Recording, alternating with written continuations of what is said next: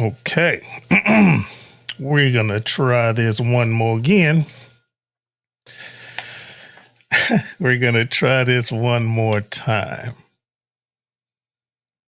All right. Once again, this is a test. This is a multicast test. I think I am broadcasting. Hopefully, I can get confirmation on this. I should be on my regular Facebook. I should be on my RBOP podcast on YouTube. I should also be on Daddy Cooks on YouTube right now. So hopefully I can get confirmation on that. If you are on Facebook, just shoot me a message and say, I hear you or something. I'll see the thing. All right. I got Jared Rose, Frack Daddy on Facebook. Thanks, Jared. Appreciate you. If you are on RBOP on YouTube, pop in, got you on RBOP.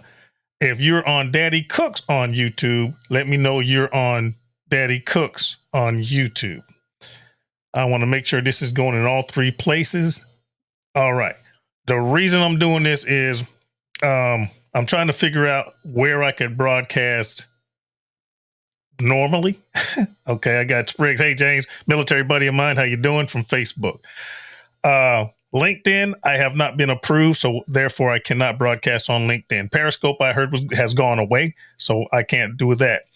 I am on, once again, Daddy Cooks on YouTube. I'm on RBOP on YouTube. I'm on my Facebook as well. Hennessy Lewis, I'm liking that name.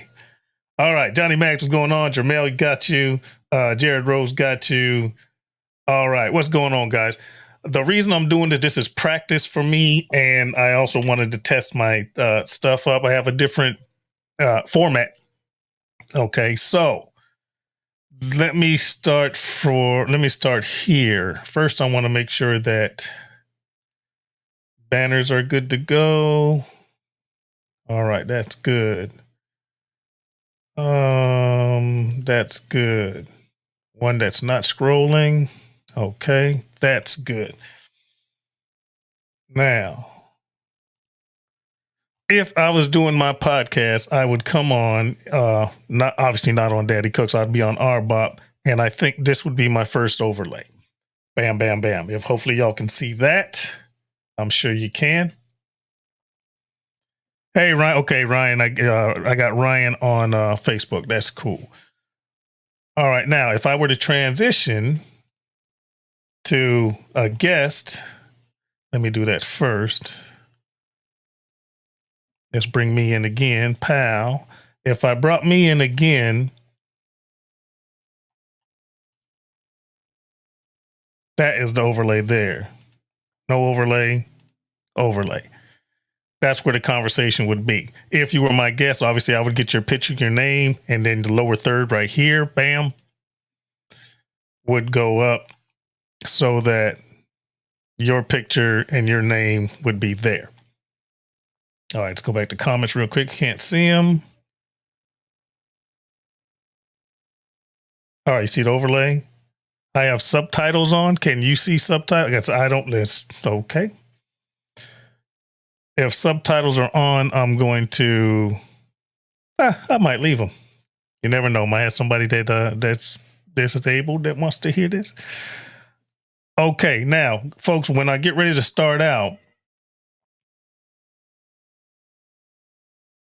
see, I see transition. Oh, that's my brother. Hey, James, what's going on? How you doing? Typical, the phone would ring. All right, guys. Hey, what's going on, Grill Sergeant? What's going on, brother? All right. If I was going to start out, well, when I start out, guys, it's going to be a 5-minute countdown. Tell me what you think. I'm going to give you about 30 seconds of this. What do you think of this? Now, this would be right when the broadcast starts. Instead of talking for a couple of minutes, waiting for people to come in, just get a 5-minute countdown. It'll look just like this. I'm going to disappear for a second.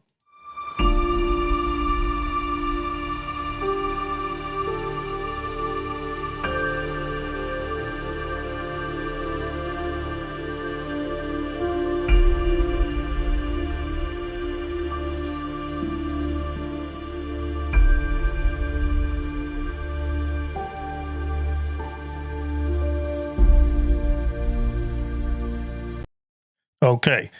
Once 4 minutes goes by and you get down to the last minute, it'll transition into this.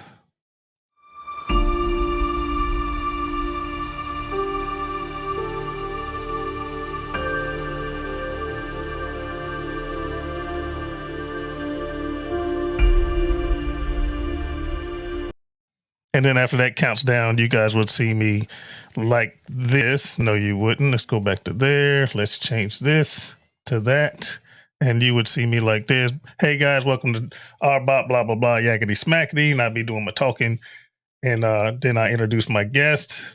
And then when I bring the guest in, they would just pop in like so. Pow, overlays already in place. And once I introduce them, then the names show up. And then we have a conversation. How does that look, folks? All right. Ryan, nice. Johnny Mags, very cool. Countdown, amazing, bro. Okay, thank you. Yeah, yeah, I have been busy learning how to do this, and hell, I can show folks how to do this. And hell, if you want to pay for it, I'll do it for you. So, yeah, been busy. Overlays. Graphics, blah blah blah, and this will also transition, with lower thirds and all of that stuff. I can also transition some of these elements into my actual YouTube videos with animated lower thirds and animated backgrounds and things like that. Yeah, Johnny Mags, let me put the link in. Let me get rid of me real quick fast. Bam. Let's get rid of that real quick fast. Just a second. Get rid of the names, bring that up. Make sure that's open. I'm getting ready to bring in Johnny Mags. I'm just going to put this in the chat real quick fast. And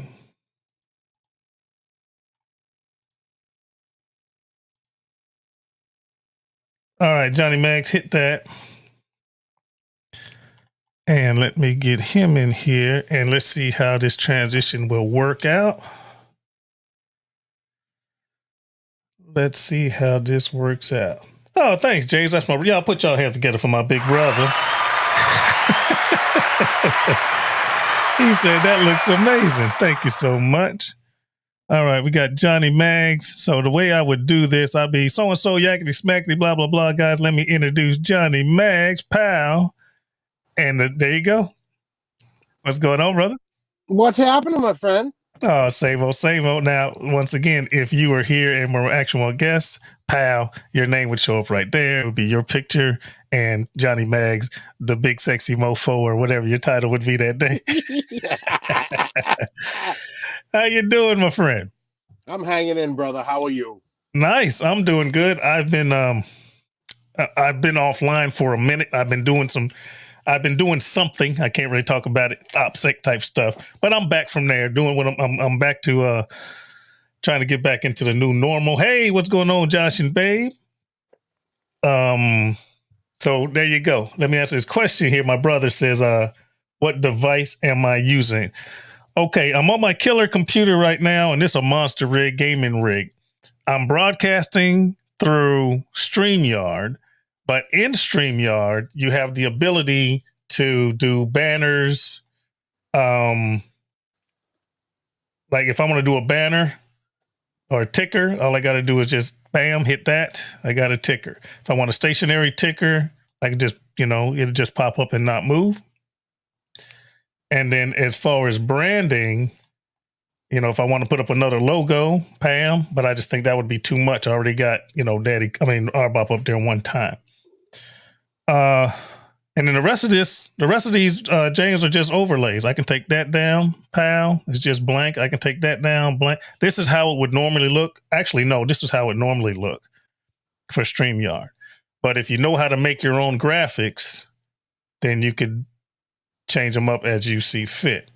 So that's where I'm at. Hopefully that answers your question. Hey, call me, man. Call me a little bit later, James, and we can talk about it. These overlays and all this stuff will also work on Zoom. They'll work on many different platforms. I could show you how to how to incorporate all that stuff. Hey, what's going on? L. Hendricks, comedian. Y'all put your hands together for my comedian friend. Christina Conway, how you doing? This is just practice. So those of you looking at this for Daddy Cooks, obviously if it says Bob, I'm practicing for my podcast. I just wanted as many eyes as I could get. That will give you okay. All right. Ryan, just so you guys know, I'm going to be co-hosting on Ryan's podcast this afternoon. Well, this afternoon for us in America. All right. Yeah, so I will be there. I really don't want to call the wrong name. Just a second. I sure didn't want to call the wrong freaking name. Just a second so I can look it up. There it is. All right. So later on this afternoon, I'm going to be co-hosting the Barbecue Talk Show podcast, and they are based out of the UK. And I have done this show before. I think I'm quite popular. You are. So yeah. So look that up, guys. The Barbecue Talk Show podcast. Look it up. It's on YouTube and it's on Facebook, and it'll be about 16:30 Eastern time in America. You add like 4 hours if you're in the UK. And yeah. Oh, now my brother says countdown, the guest interface is that StreamYard as well. Yeah, it's gonna be it's all on StreamYard. Okay. I made it on a different program. All right. Ryan says our amazing American correspondent. Y'all put your hands good for the correspondent. The podcast is going to be 4:30 in America, 4:30 here. Okay, but they are based out of the UK. Their podcast is a English podcast out of the UK. So just add 4 hours. It'll be at the same time. It's just they're 4 hours ahead of us because of daylight savings. So yeah. Yep. So I think I'm good. Oh, I just heard the podcast time. Hey, VA Chick, what's going on? What's going on? Yeah, the podcast time, once again, 4:30 p.m. Eastern. Just look up the barbecue. Let me look it up one more time. I don't want to screw it up. The Barbecue Talk Show podcast. And you can look it up on YouTube. You can look it up on Facebook. And yeah, I'll be co-hosting with Matt. Yeah. All right. And did I speak to VA? Hey, Carrie, how you doing? How you doing? All right, guys. What you got, Johnny Bags? Nothing, brother. You just caught my. I was just sitting there having some lunch, and I kept getting notifications on Facebook, and Arbop is this, Phil Riddick is here, Daddy Cooks is live. I go, oh, he's up to something. Some fuckery. Yes, indeed. Yes, indeed. No, these are just tests. I'm about to go full bore on the podcast. I got a friend of mine that's getting ready to run for Congress. Actually, I'm gonna get him on. I have a bunch of YouTube friends and buddies. Hell, you're welcome to get back on here. I got a comedian L. Hendricks. I need to get him on the podcast. Matter of fact, you can let Hendricks. You can let Philly Phil and the rest of them know. Hey, I'm taking the calendar is open. I'm taking all comers. If you guys want to be on the podcast, we got something interesting to talk about. We can do it. But yeah, like I said, I was just doing some tests, man. Just doing some tests. Matter of fact, let me do this while I got you. Tell me something good. What's going up there in the New Hampshire area? Well, finally, we're almost done with snow. It's almost all gone. Right. So we'll be the missus is already out there doing yard work and all the good stuff, all the the spring cleaning type stuff. Right. So yeah, we're getting. Ooh, that's a big face. I don't need to see that. Man. Damn! Don't do that to me. I'm sorry. That's better, right there. Much better. That's funny. That's what he says. Damn. Damn. Yeah, man. Well, shucks, you guys probably don't have snow up to your asses no more.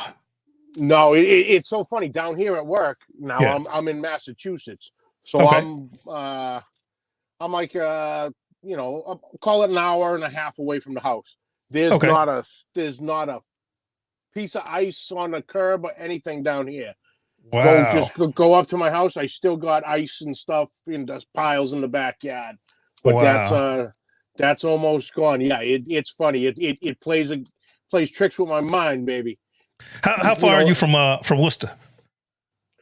Right now, where I am right now, I'm about 45 minutes. Wow. See, now, I lived in Worcester for about 2 years. No, actually for about 4 years, man. 4 years. I never got the accent. Yep. I wasn't there long enough. Yeah, man. I stayed right in, you got WPI, Worcester Polytechnic Institute. And if you go right down their main driveway, go straight across the street, you hit West Street. And I live right on the left-hand side, man. Shoot, I almost didn't, matter of fact, I didn't drive my car for the first 6 months I was there because my work was right across the street, had a grocery store in one direction, had a liquor store and a laundromat in the other direction, a couple restaurants, shit. You were good to go. I was good until groceries are meat was really expensive in Worcester at the time. So I would take that 45-minute drive to freaking Hanscom Air Force Base. Yep. I just drive up to Hanscom when I was military. So I just, go shopping at the commissary and everything was so much cheaper. And so I would do that. Yeah, Hanscom's about like 15 minutes from here. Yeah. Okay, so you're that way. Right, Yeah. We're right down. You hop on, what is it? Either 128 or 95 South. Yeah. To Bedford. It's like maybe 3 exits, something like that. Yeah, man. Yeah, I used to go to Hanscom a lot because being military, there's, that was the closest military installation other than Devens. But Devens was a, RFTA, a Reserve Forces training area at the time, and there was very little there. And me being Army, I couldn't go to Devens for medical and appointments and stuff like that. So we had to go all the way to Hanscom. It's either there or drive 5 hours to Fort Drum, and I wasn't doing that. Yeah. Yeah, that's my old stomping grounds. I spent a pretty good amount of time in old Worcester, Massachusetts. Yes, indeed. Oh, I spent a few nights out there myself. Best burgers, man, was the Boynton. That little restaurant, the Boynton across from it. Oh, man, great burgers, man. Great burgers. But, man, you know what? I'm ignoring the chat. Let me bring the chat back up. All right, blah, blah, blah. Say, big boy, you hanging in. What up, brother? Hey, what's going on, Thyron? Jermaine, Ryan, I'm still trying to get you on the show. Ryan, see, that's what Ryan, you and Matt, I was trying to get you guys to get a hold of Jermaine. I'll try to link you guys up again. My brother says, looking good, Johnny.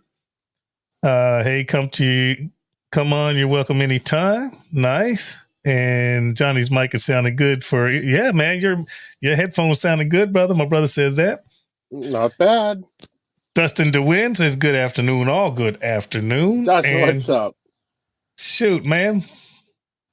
This is great. I got all my questions. Look, I ain't drinking or nothing. No mess around. This is straight work.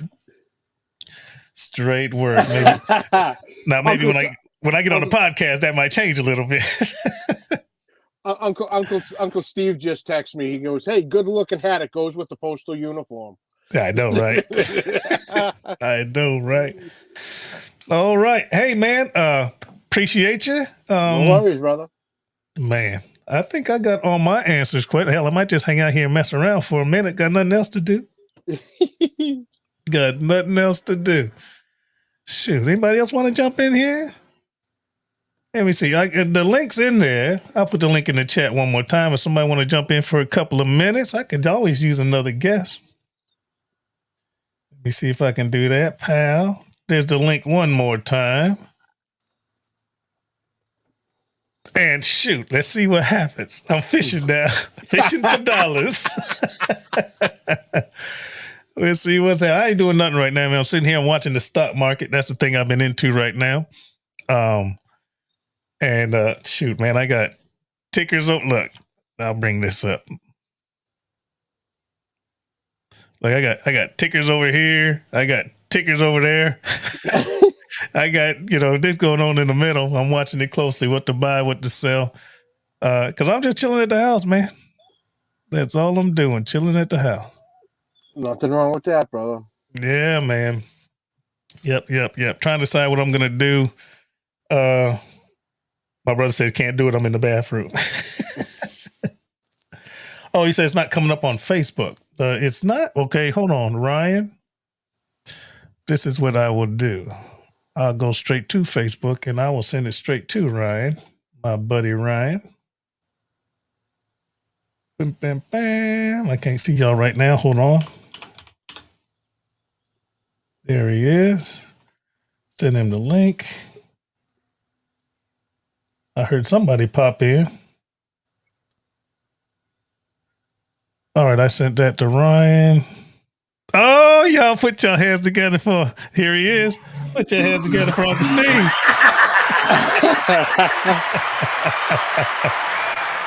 Man, what's going on? Oh, man, just happy to see you. Ladies and gentlemen, y'all put your hands up. This is Uncle Steve, the man who creates and continues to improve on the best rubs ever. No pornography. I'm talking about cooking meat, y'all nasty minded people. Right. How y'all doing this fine Friday? Oh, we're doing great, man. I'm glad you're here. I'm glad you're here. Uncle? I'm just taking a little break. We're doing a whole bunch of mixing and bottling and things like that. I don't know what happened. I think with the cook that they're doing on Smokin' Joe's channel and a couple other channels picked us up. Okay. We've had the biggest week that we've had ever. Nice. Almost to the point where I looked at it and went, this is getting a little scary now. So, because pandemic-wise, a lot of supplies are not available. Yeah. Oh, wow. I have to hunt, instead of ordering 10,000 bottles from a company, I have to get 1,000 here, 1,500 there. And actually, and this will be crazy. My big bottles, I found a company in Houston that had 50. I have to go pick them up. Literally 50 bottles to make it a day or two until my big shipment comes in. That's crazy. Wow. And everybody, of course, now everybody says, well, it's a pandemic. Last I checked, pandemic is kind of easing back. People are starting to get back to work and they're, and of course, I have to pass that excuse on if someone says, where's my package? I ordered it yesterday. Yeah. I have to, the pandemic is a little slow. So, so we're getting it. I found most everybody's Christmas present, and I wanted to show that you guys that have been good, big supporters. Yep. You're going to love this.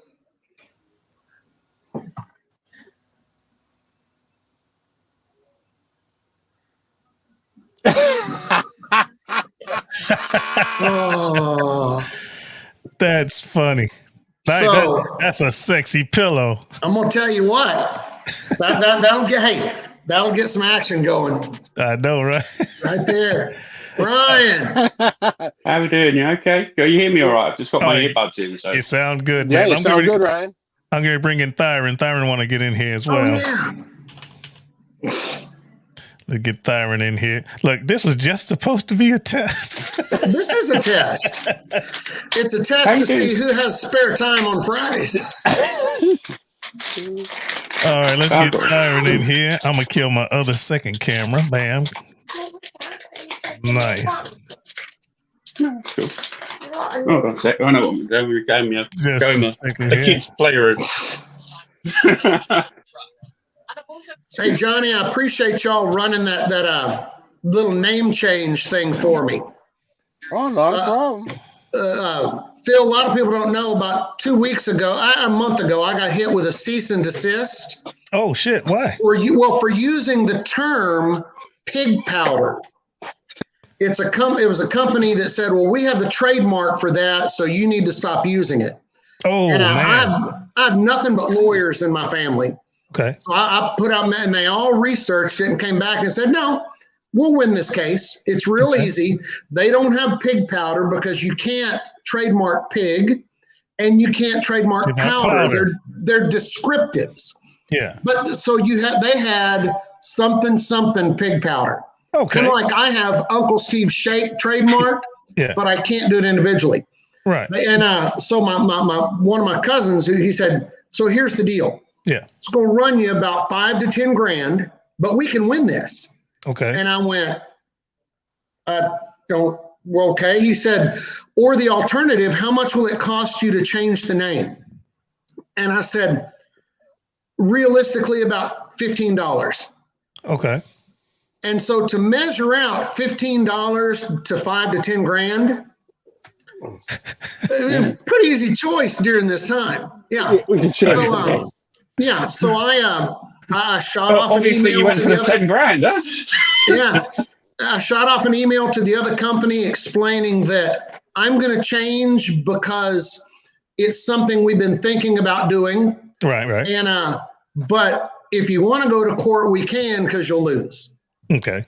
So, but I didn't want to, and so we changed all the 3 competition brands. We dropped powder and we added shake.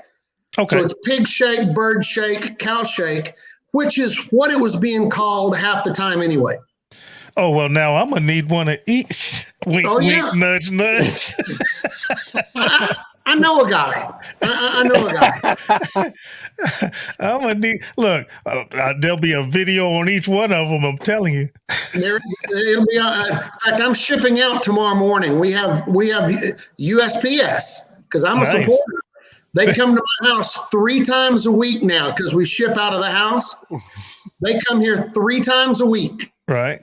And just smile, and she drags out 2 wagons full of loads, it's full of orders, and I always have a bag of shake for her. She says, all my friends have this now because I just give it to them. We're all stocked up. You don't need to do that. I said, well, you might find somebody.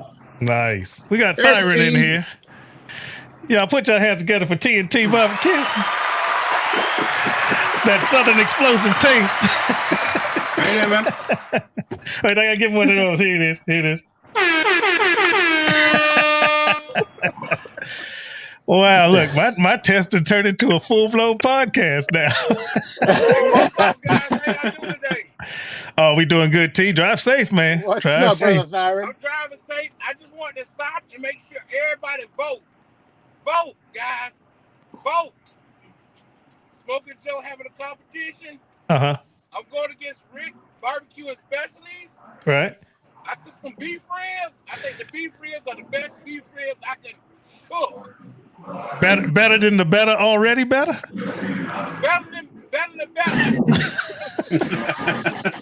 hey, this is a competition for me. I use Uncle Steve's competition rub. That's okay. Bad stuff, man. Get out there and vote for your boy TNT. Rick, he did a good job. Your boy Rick did a good job. But he's the only people going to win. And that's going to be TNT Barbecue. So let's make barbecue great again. And vote for your boy TNT Barbecue. Hey, we got some feedback somewhere. Who we got? Somebody feedbacking kind of hard. My brother asked, "What's the website for the pig shake?" Augustine, you want shout out your contact information? www.unclesteveshake.com. And the word's gotten out. If he orders and he mentions you in his order, I'm gonna throw in something extra. Everybody in the freak, listen, if you're on RBOP, you're on Daddy Cooks or my Facebook, if you order a rub from UncleSteveShake.com, correct? Yep. You go to UncleSteveShake.com and you mention Philip Riddick, RBOP, Daddy Cooks, he'll know who I am. You'll get something special. Yep. There it is. Y'all put your hands together for the best uncle in the world.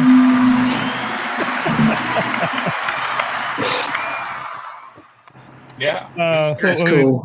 Alton says, hey, Philip, can I pop? Oh, shit. Hold on. Alton want to pop in, too. Well, I've got to pop out. I've got to go pick up my daughter. All right, man. Uncle Be safe. Hey, and, y'all have a great Friday. Hey, don't forget me, man. I need some rub. I'm shipping out. I'll ship it out to you. I love you, Uncle Steve. Thank you. Bye, guys. All right, bye. See you, Uncle Steve. Cheers. Bye. Bye-bye. That was unexpected. Let me get Alton in here. Real quick fast. Bam and bam. Oh, what you got, honey? Don't just tell Phil. How we doing, Mr. Mags? Anyway, you good? You're hanging in there, brother. How about you? All right. Not being bad, that was all right. So, how's everything with the lockdown, Ryan? It's pretty, from my perspective, pretty shit, to be honest. But you know, yeah. I suppose Matt's filled you in. Well, I suppose we're amongst friends anyway. I'll tell you what's going on. No, I don't know if he's give you the rundown or not. No, he did. I haven't talked to him offline about anything yet. We were going to do that just before we, about 30 minutes before the podcast. Well, this is the situation I'm in. Basically, my nan fell ill. She fell ill on Friday. Sunday she got taken to hospital because she was sick in blood up basically. So it's like. Then Monday she's got cancer. Tuesday she's got a month to live. Oh, so shit! That's just sort of blew my mind a little bit. Well, obviously a lot because she brought me up. My mother died when I was really young. So it just messed with my head a little bit. I can't really do much. I couldn't do a podcast. Yeah, rightfully so. Do it. I got you, man. Yeah, I've been to hospital this year today.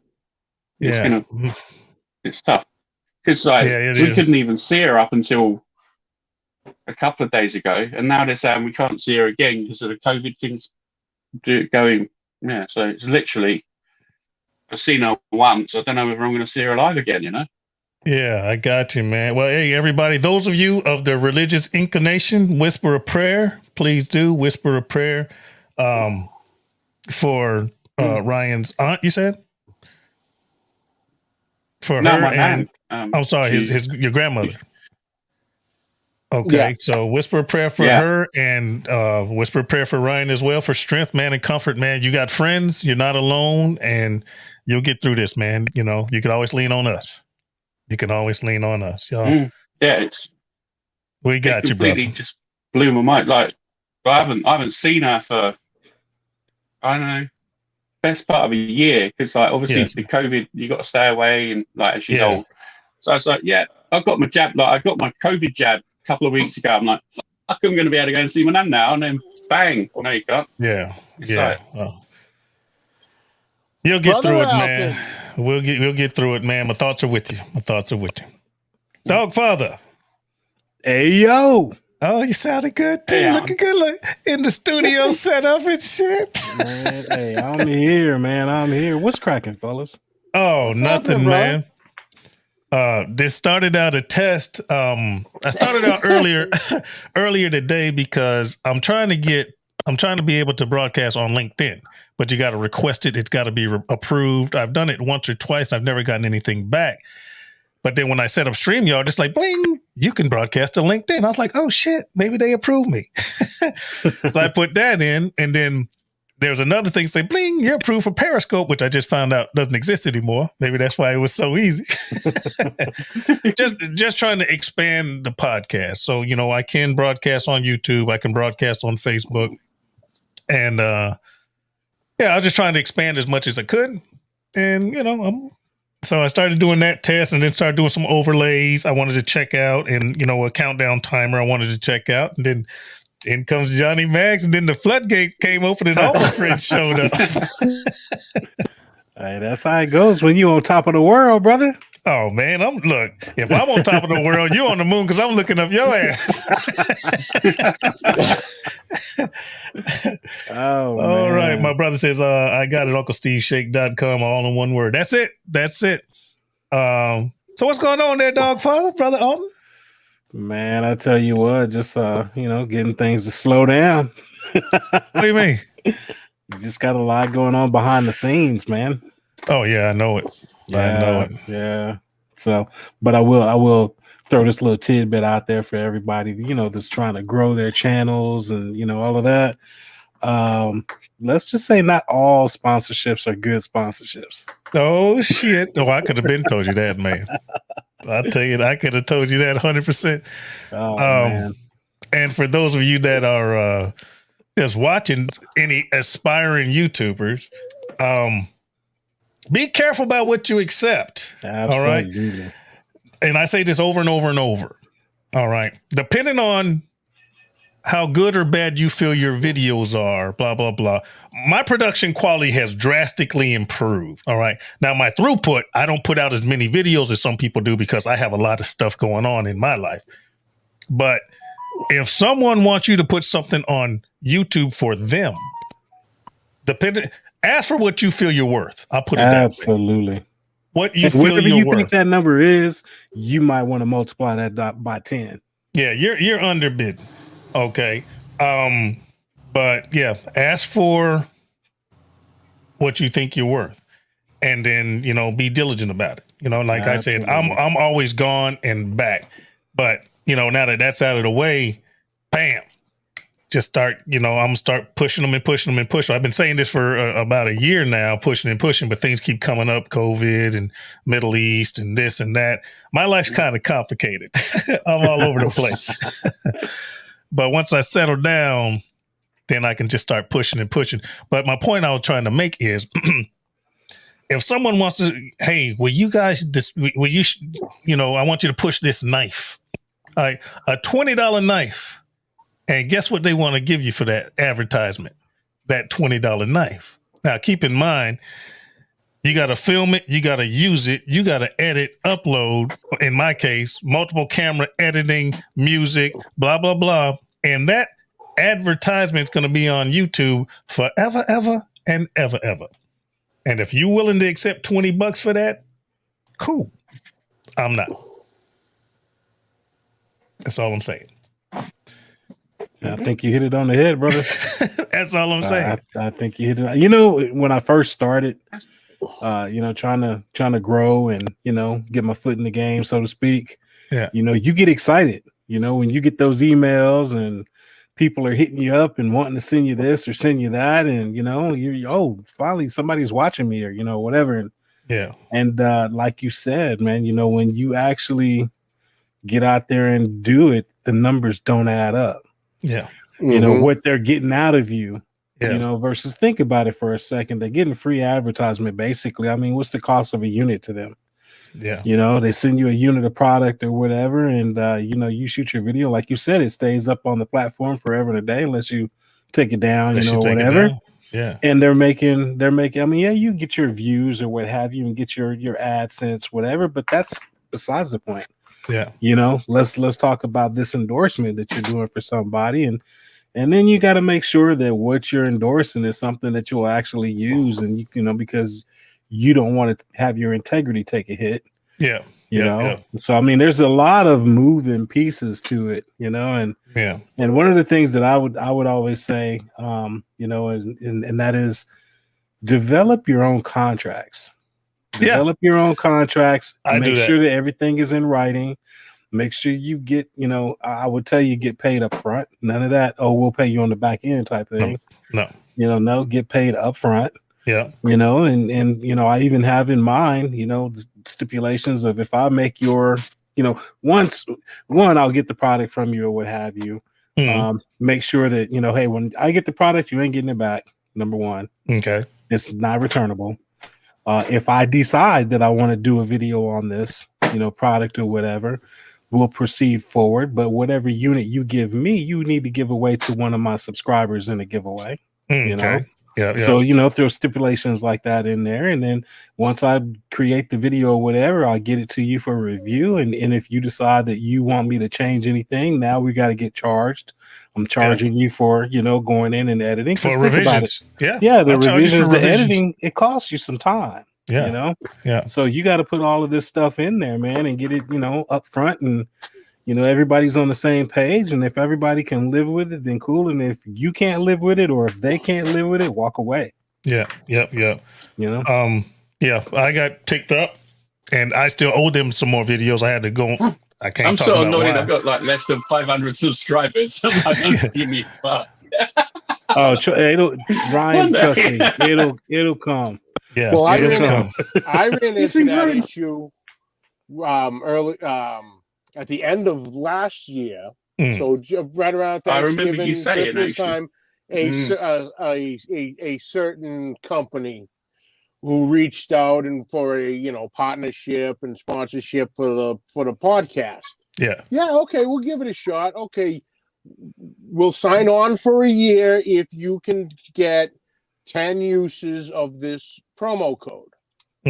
No problem. Done. They come back and say I had 3 uses of it. What? I was sitting in front of 15 people who used this code.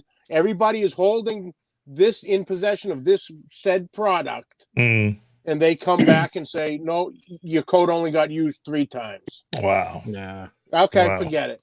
Yeah. I'm all good. Yeah. Absolutely. Yes, indeed. But gentlemen, I got to fly. All right, brother. But it was great talking to you. I will catch you this afternoon from 4:30ish. Yes, sir. Yes, sir. Wait, what's happening at 4:30? 4:30. I'm going to be guest. Matter of fact, Ryan, you want to do the plug? Oh, got it. Well, we got the barbecue talk show. Phil's taking my seat for this week, possibly for a little bit longer if that's all right, depending on how things go. Obviously, I've got stuff going on. Yeah. So yeah, he's our official UK. I don't know, co-presenter extraordinaire, absolutely fantastic guy. I've said this before a million times. Still, thanks for sitting in for us, man. Really appreciate it. He's helped us out with Matt. Matt sat out and now we're swapping around again. So you'll meet tonight. You got to drink double. So I'm the American. I'm the U.S. correspondent, the liaison. Yeah. So we'll be doing that 4:30 Eastern time here. Nice. The Barbecue Talk Show podcast. It'll be on YouTube and it'll be on Facebook. Look it up. Me and Matt. You'll see Ryan's counterpart and myself. Ryan's got some family business to take care of, and yeah, we'll just have a great show. And I'll try to do you proud, my friend. All right, boys. You're doing it proud already, mate. All right, Johnny Mac, be careful out there, my friend. Easy, Max. All right, send the love to all the families. Will do. Thanks, all right. All right. I think my favorite Bobby's in here. Hey, my favorite Bobby. Y'all put your hands together for my favorite Bobby. Bobby Cadden. That's Bobby Cadden. She's so supportive. She supports everybody's YouTube channel, and that's why she's my favorite Bobby. She supports everybody. Yeah, man, I really didn't have nothing to say. I was just in here bullfrogging.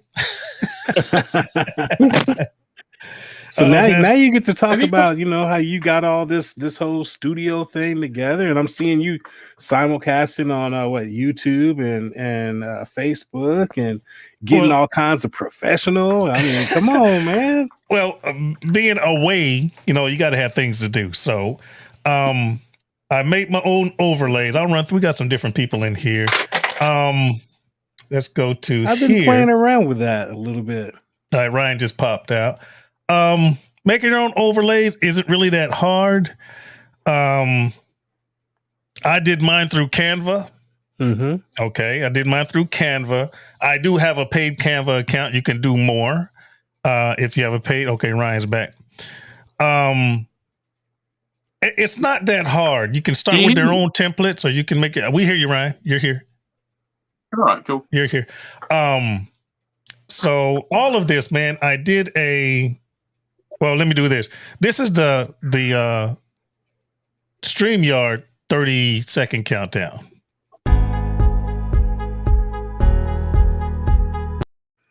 And I thought that was kind of boring.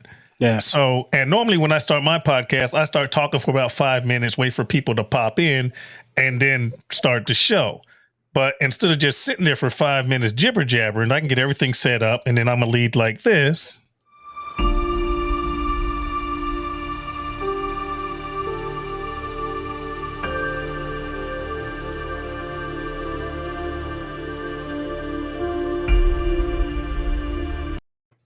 And then once that counts down for 4 minutes, the last 1 minute, it transitions to this.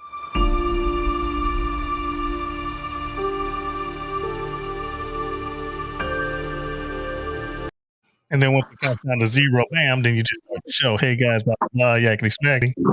And, working with overlays, lead like this myself, bam.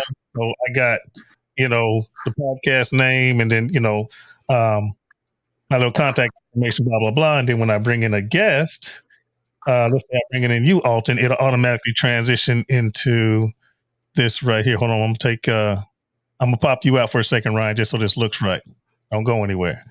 All right. If I go into this, then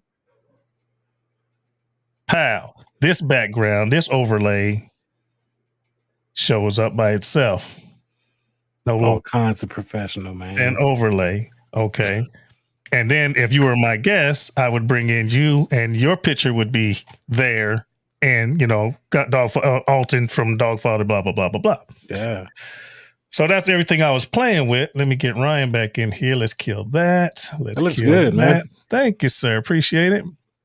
And yeah, so I've been playing around with that.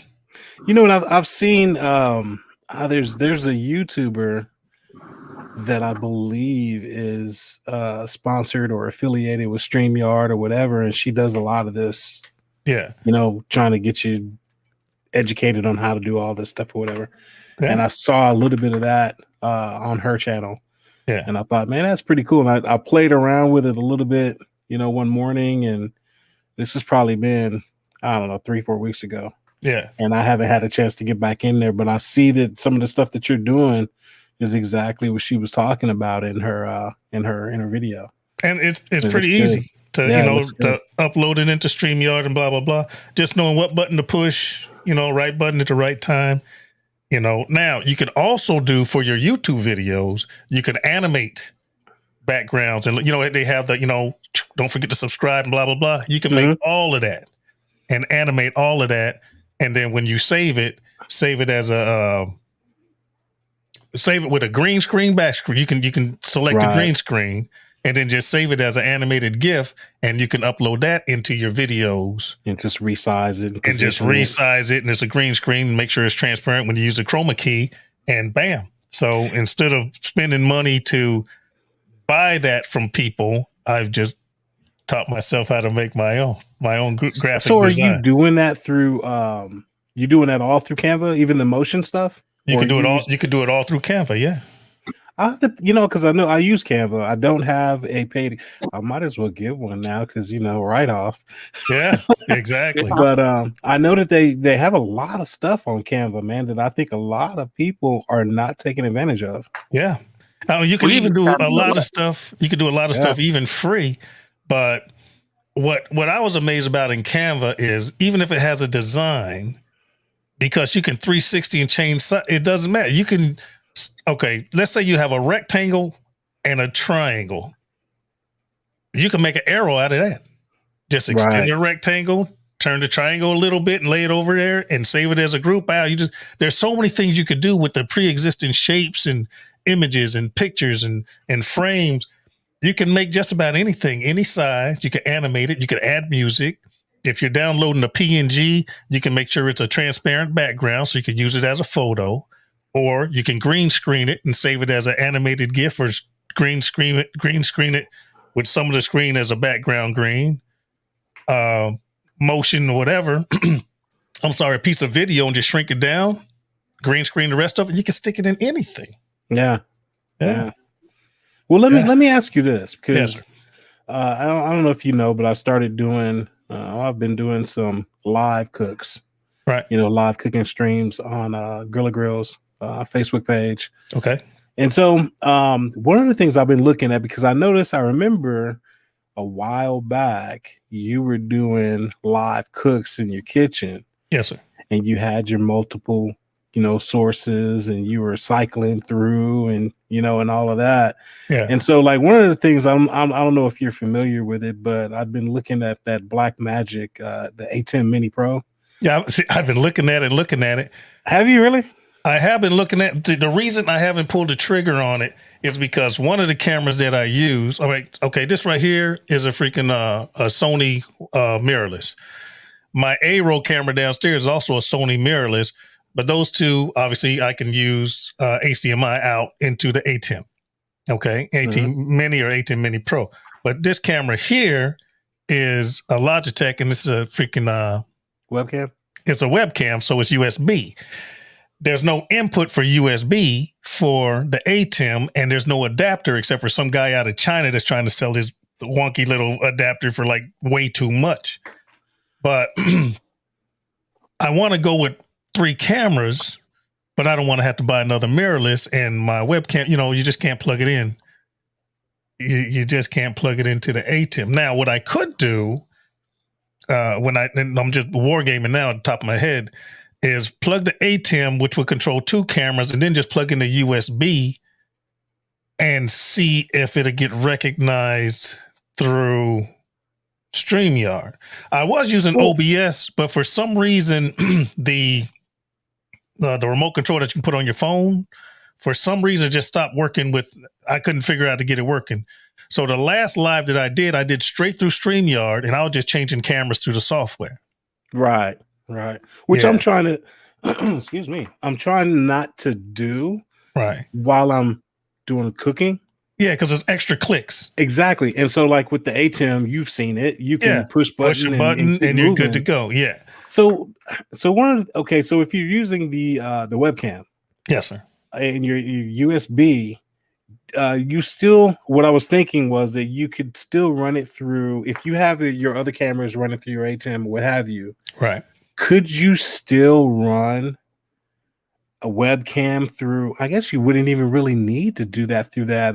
What is it? The Elgato. Oh, geez. I'm trying to remember the name of this. The Elgato, the Stream Deck. That Stream Deck?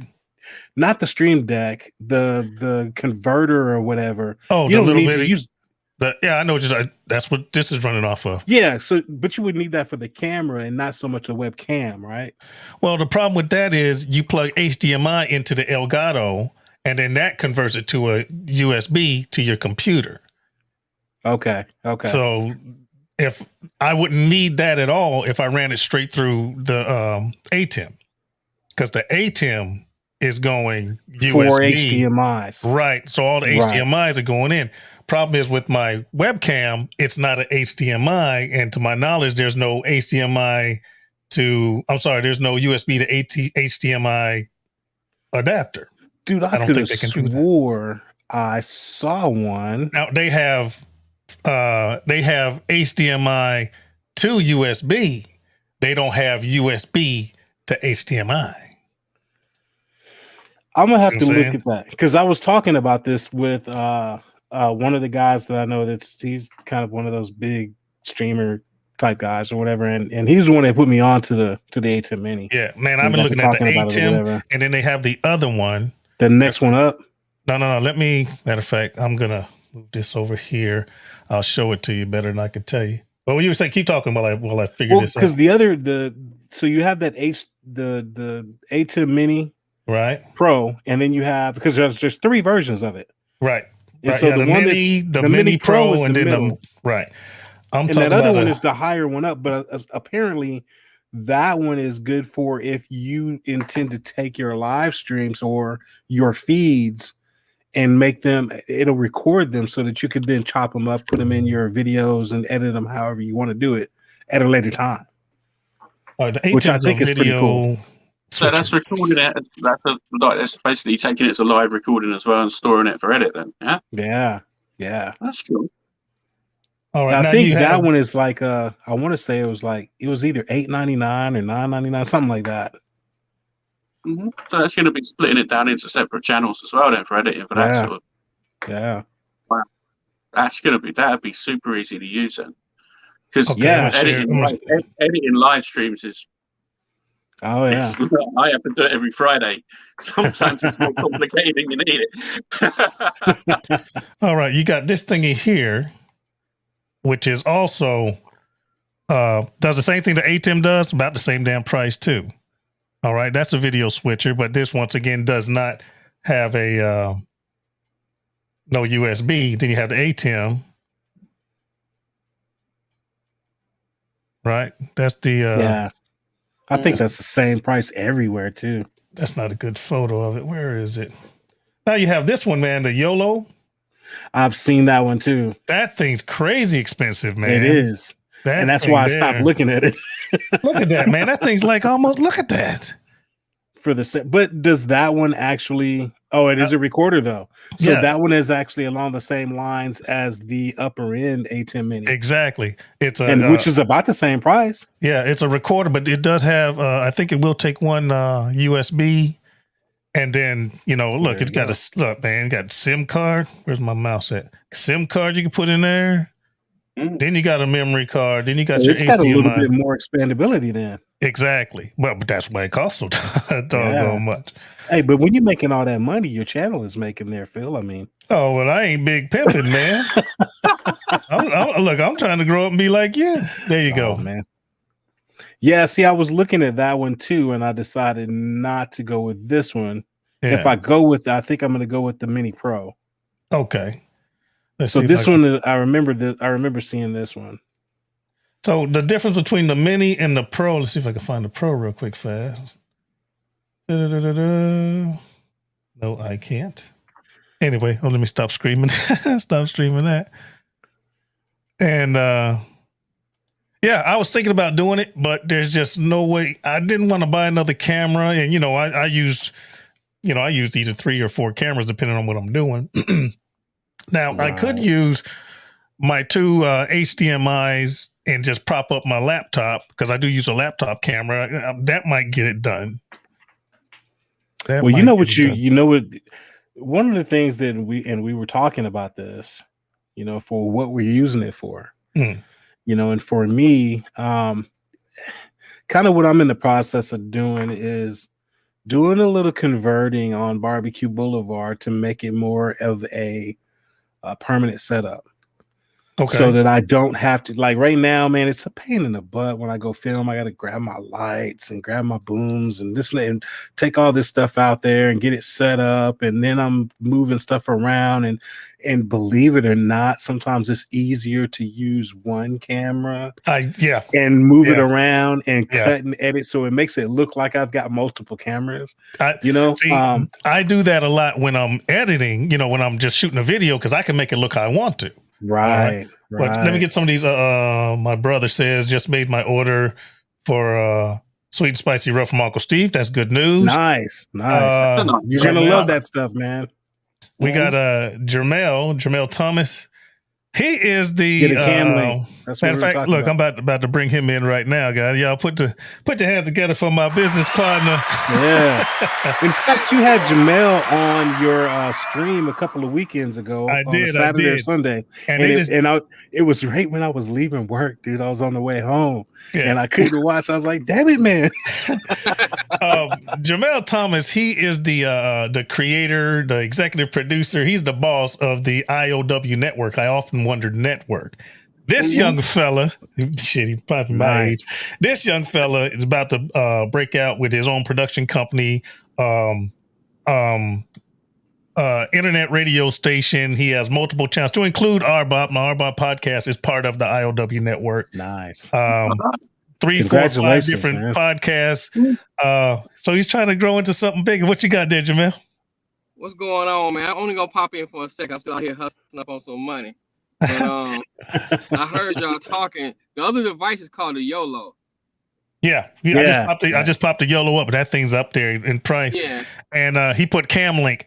This camera here is using the Cam Link right now to go from HDMI into my computer. And one more question. Josh and Babe says, "Hey, Daddy Cooks, am I on a PC or a Mac?" I'm on a PC, but I'm on a hella PC. Matter of fact, what are you saying, Jamel? I'll show it to y'all. What's that? Finish your thought. Finish what you were saying. Oh yeah, I was gonna say. Another thing too. Couldn't you plug your Logitech into your computer for one of your camera spots? You don't have to worry about using it. You know what I'm saying, through the what you call it, the ATM Mini. Yeah. I might be able to do that. Your ATM Mini still goes to your computer also. You know what I'm saying? Okay. So that'd be another way to do it instead of trying to get an adapter.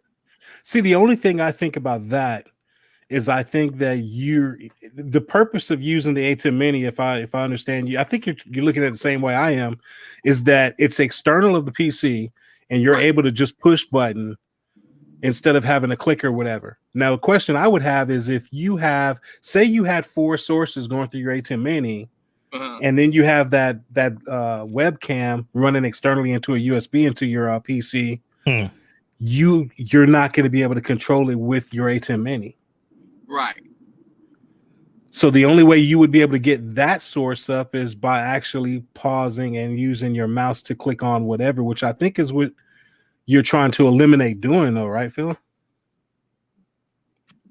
I also got a Stream Deck too, so I don't know if you can run it through your Stream Deck. I've been trying to figure out the same thing, so I've been looking at the ATM myself. Yeah, and I know some people that use the Stream Deck and they absolutely love it, but they use. I mean, these are people that they have multiple devices, and the Stream Deck. I understand how you can one button and it brings up a whole bunch of whatever you need, set up, customize it, however. But I think it's a little much for me. But the A10 Mini Pro seems to be pretty good for what I think we're wanting to do. But I'm curious about that as far as if you do use, because I thought about doing the setting mine up so that I was using webcams or what have you. Right. Because the purpose of, for me is I'm going to be doing live cooking. I want to have, one shot, the main shot here, and then have the rest of them set up for work, my prep surfaces, the grills, what have you. Right. And then you can just cycle through, and so I thought about doing it with webcams. And then as I was talking to this other guy that does all this streaming, he had brought to my attention, he's like, dude, you have cell phones, right? I'm like, hey, says, dude, use your cell phones. Set up your cell phones and put them on your little stands or whatever, and run them into your A10 Mini, and you're set. You don't have to worry about it. Yeah, and I didn't think about that. I might do that. But hey, this is for when you think about the average camera on a phone, Christ, there's good technology in them. Like exactly. Hell, some of the best cameras are on phones right now. But Josh and Babe, here you go. This is the computer I'm running. All right, and this is a monster gamer. All right, dude, I built one of those before too. This thing's crazy. Solid state drive and all of that stuff. And then this is my look. This is what I'm looking at when I'm messing with y'all. I think that's the same one I have right now. I just unplugged the camera, pulled it too far. But get that back in there. Is that 920? Anyway, I'm looking at multiple screens, 1, 2, 3. Multiple microphones, sound deck, blah blah blah. I'll bring that camera back up here shortly, but y'all talk amongst yourselves. my man. Phil, it's funny because years ago I went through that. But I was trying to show that building, and I had built my own PC and this and that, the other, and I kind of got away from that. Yeah, that's what I'm working with. Laptops are so easy to use. That's what I'm working with. Yeah, that's what I just run my laptop. My battery's going to die, guys, so I'm going to have to shoot out. It's been wonderful talking to you two. Yeah, cheers for tonight, Phil. Everybody in. I'm not hearing anything. See, messing around with the camera and lost. Take care, brother. See you guys. Bye-bye. All righty. I don't know what happened. Can you hear us, Phil? Nothing. Uh-oh, Phil can't hear us. So I'm going to take over the stream since Phil can't hear. You are hanging out with the Dogfather on the Dogfather Network. All right, hold on. My man, Phil. I don't know what happened to my Josh, audio. He does have a cool setup, right? So I think what we should do is just move our mouths. All right, I got you now. That's better. I hope y'all can hear me the whole time. Can you hear me? See, you're messing with me now, Bob. I was scared for a second. No, when I accidentally unplugged the other one, it swapped my freaking speakers to something different. Oh yeah. That kind of blew me away. I was like, wah wah. What did I do?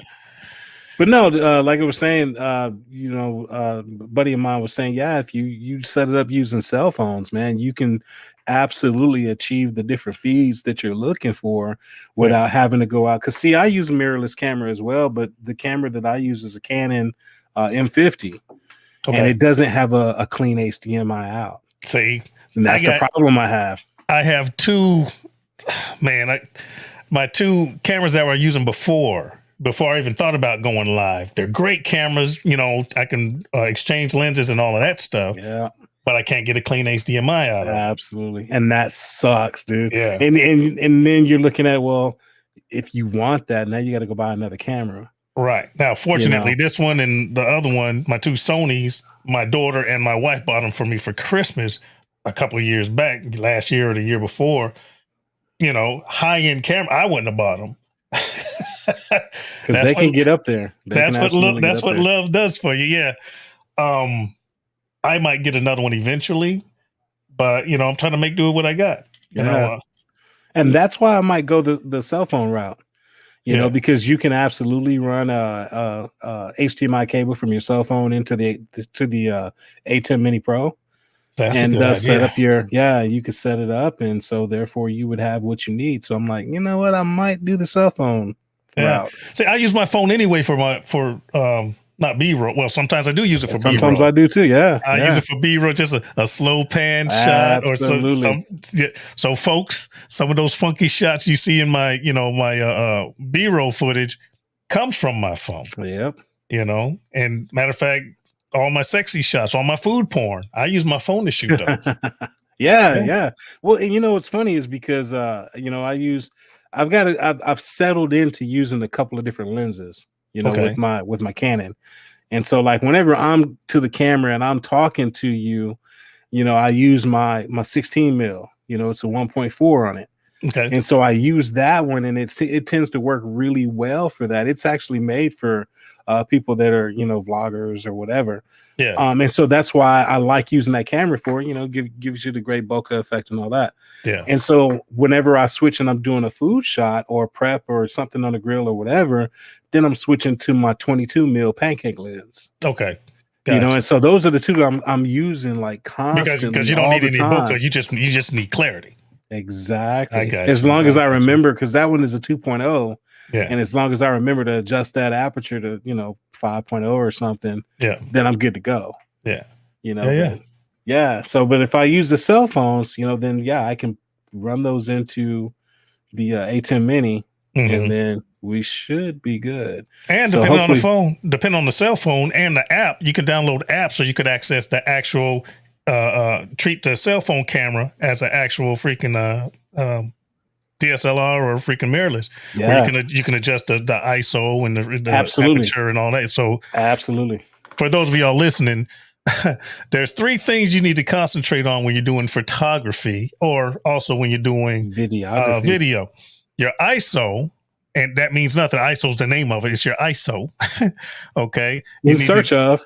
No, yeah. Go ahead. You gotta have you gotta make sure you have your ISO set properly. You want to make sure that your frame rate is set properly, and your focus. Frame rate is whether your film's gonna flicker or not. You got 28 frames per second, 30 frames per second, 60 frames per second, 120 frames per second. Why are those important?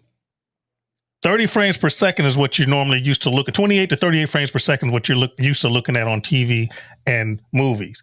When you're just my hand moving, there's a little bit of trail and blurriness behind it. That's the way your eyes naturally see things. And it makes it look okay to your brain. If you change your frame rate so it's really, really sharp, like sometime real-time footage from the news, it's just all crisp. It looks great, but it's not hard to translate. It just doesn't look, it's something off about it. There's something off because it's just really too crisp. You can translate it from your eyes to your brain, but it just really looks, it's not what you're used to looking at. Okay. When you start talking about your aperture, that's how much light you're bringing into the sensor in the back of the body of the camera. The more light, the brighter it's going to be. Then if it's too bright, you're going to be washed out. If it's too dark, then you can't see what everything's kind of it's too dark and you can't really see the actual image you're trying to get to. Okay, so we talk about frame rate, we talk about ISO, aperture. And back up just a second there. When you're talking about that frame rate, you just got to remember you're talking your shutter speed and your frame rate work together. Yeah. And so whatever frame rate you're using, say if you're filming in 30 frames per second, your shutter speed has to be double that. Exactly. So if you're shooting in 30, then you need to have that at 1/60th. Yeah. If you're doing something that's you're recording in 60 frames per second, then you want to select your 125 because there is no 120. There's no 125. Exactly. So and I constantly go back and forth, when I'm filming, And so it's literally, I mean, it's easy to do once you get into that rhythm of doing it, but you have to remember. And then there's times that I was shooting in 60 frames and I forgot to change it to 125. And then when I go back to go do something else, I'm looking like, damn, now I gotta go set it all up again. I gotta do it again. Yeah. Now, also the importance of, you want to film in 30 or 60, which is good. But if you want that crispy, buttery, freaking slow motion, you want to double it up. If you shooting at 30 frames per second and you cut it in half, it's going to be choppy. It's not going to look good. Yeah. You can get away with it at 60 frames and then cut it in half. Now you're down to 30 frames, but it's still not buttery smooth. But if you film it at 120 frames per second and you slow-mo it down to 60, it's crisp, it's slow, it's beautiful. And there's no audio. Yeah. That's strictly B-roll. Oh, that's strictly B-roll. You don't want to go from to you don't need that. See, you can get away with it doing 60 frames per second. Yeah. You can get away because you can still record your audio in 60 frames per second and set your shutter speed to 125. Yeah. And then slow it down, and post edit. Yeah. But like you said, it's just it doesn't have that cinematic effect to it, So damn, this podcast. And then it's all about the lighting because you got to have the right lighting to work with that as well. See, now lighting's everything. Yeah. Lighting's everything. Absolutely. Folks, if you look, pro tip, you look at an average YouTube video and everything looks all orange and weird and the greens aren't right, blah, blah, blah. People are filming with soft white bulbs. Mm-hmm. A soft white bulb is what you normally have in your house. This light right here is a daylight bulb, daylight temperature. Okay. Oh, you can look at our screens to see the difference because you're using that daylight where I'm using a little LED light, but it's got more tungsten in it. Yeah, more tungsten. And you can see, okay, look at Alton's face, different skin complexion, but his nose and his cheeks are a little bit more orange. Yep. Whereas the light bouncing off my nose and my cheeks is more white daylight. There it is. Perfectly. You can see the difference in light. See, I didn't know you was going to pick me apart like that. I would have got my lights and stuff set up, man. Damn. But lighting is critical, guys. Now, back to what you're saying about moving stuff. I got the 3-point lighting thing, but I get tired of setting it up. So what I did was I conned my wife into letting me change the bulbs in my kitchen. Okay. Yeah. I got the canister lights, and every one of the canister lights and the chandelier over the breakfast nook, all those lights are daylight temperature lights. Yeah. But now the little chandelier type thing over my cooking area, if I turn off one switch, I call it the Fortress of Solitude. Turn that one on, it's all white light. All right. Yeah. Turn that one on and turn on the second switch. Then I just have soft white bulbs from the chandelier. I call that the Bat Cave because it's kind of dark and cozy. Okay. So normal day to day, we just use the Bat Cave lights. It's nice, cozy, cooking, blah, blah, blah. But when I'm filming, I flip that off, flip on the Fortress of Solitude, and it's just like, boom, a shitload of light, this color. And that's what I film with. That artificial natural light. And then I open up the blind so I can get the actual natural light to come in. The more light, the better. But you need to concentrate on the color temperature so that you can get the best lighting. See, and we ain't even got into, white balance and all of that stuff with the camera. So yeah, you kind of faking it out, doing it like what you're saying. Yeah. Because you can get away with filming, with tungsten colored lights. Yeah.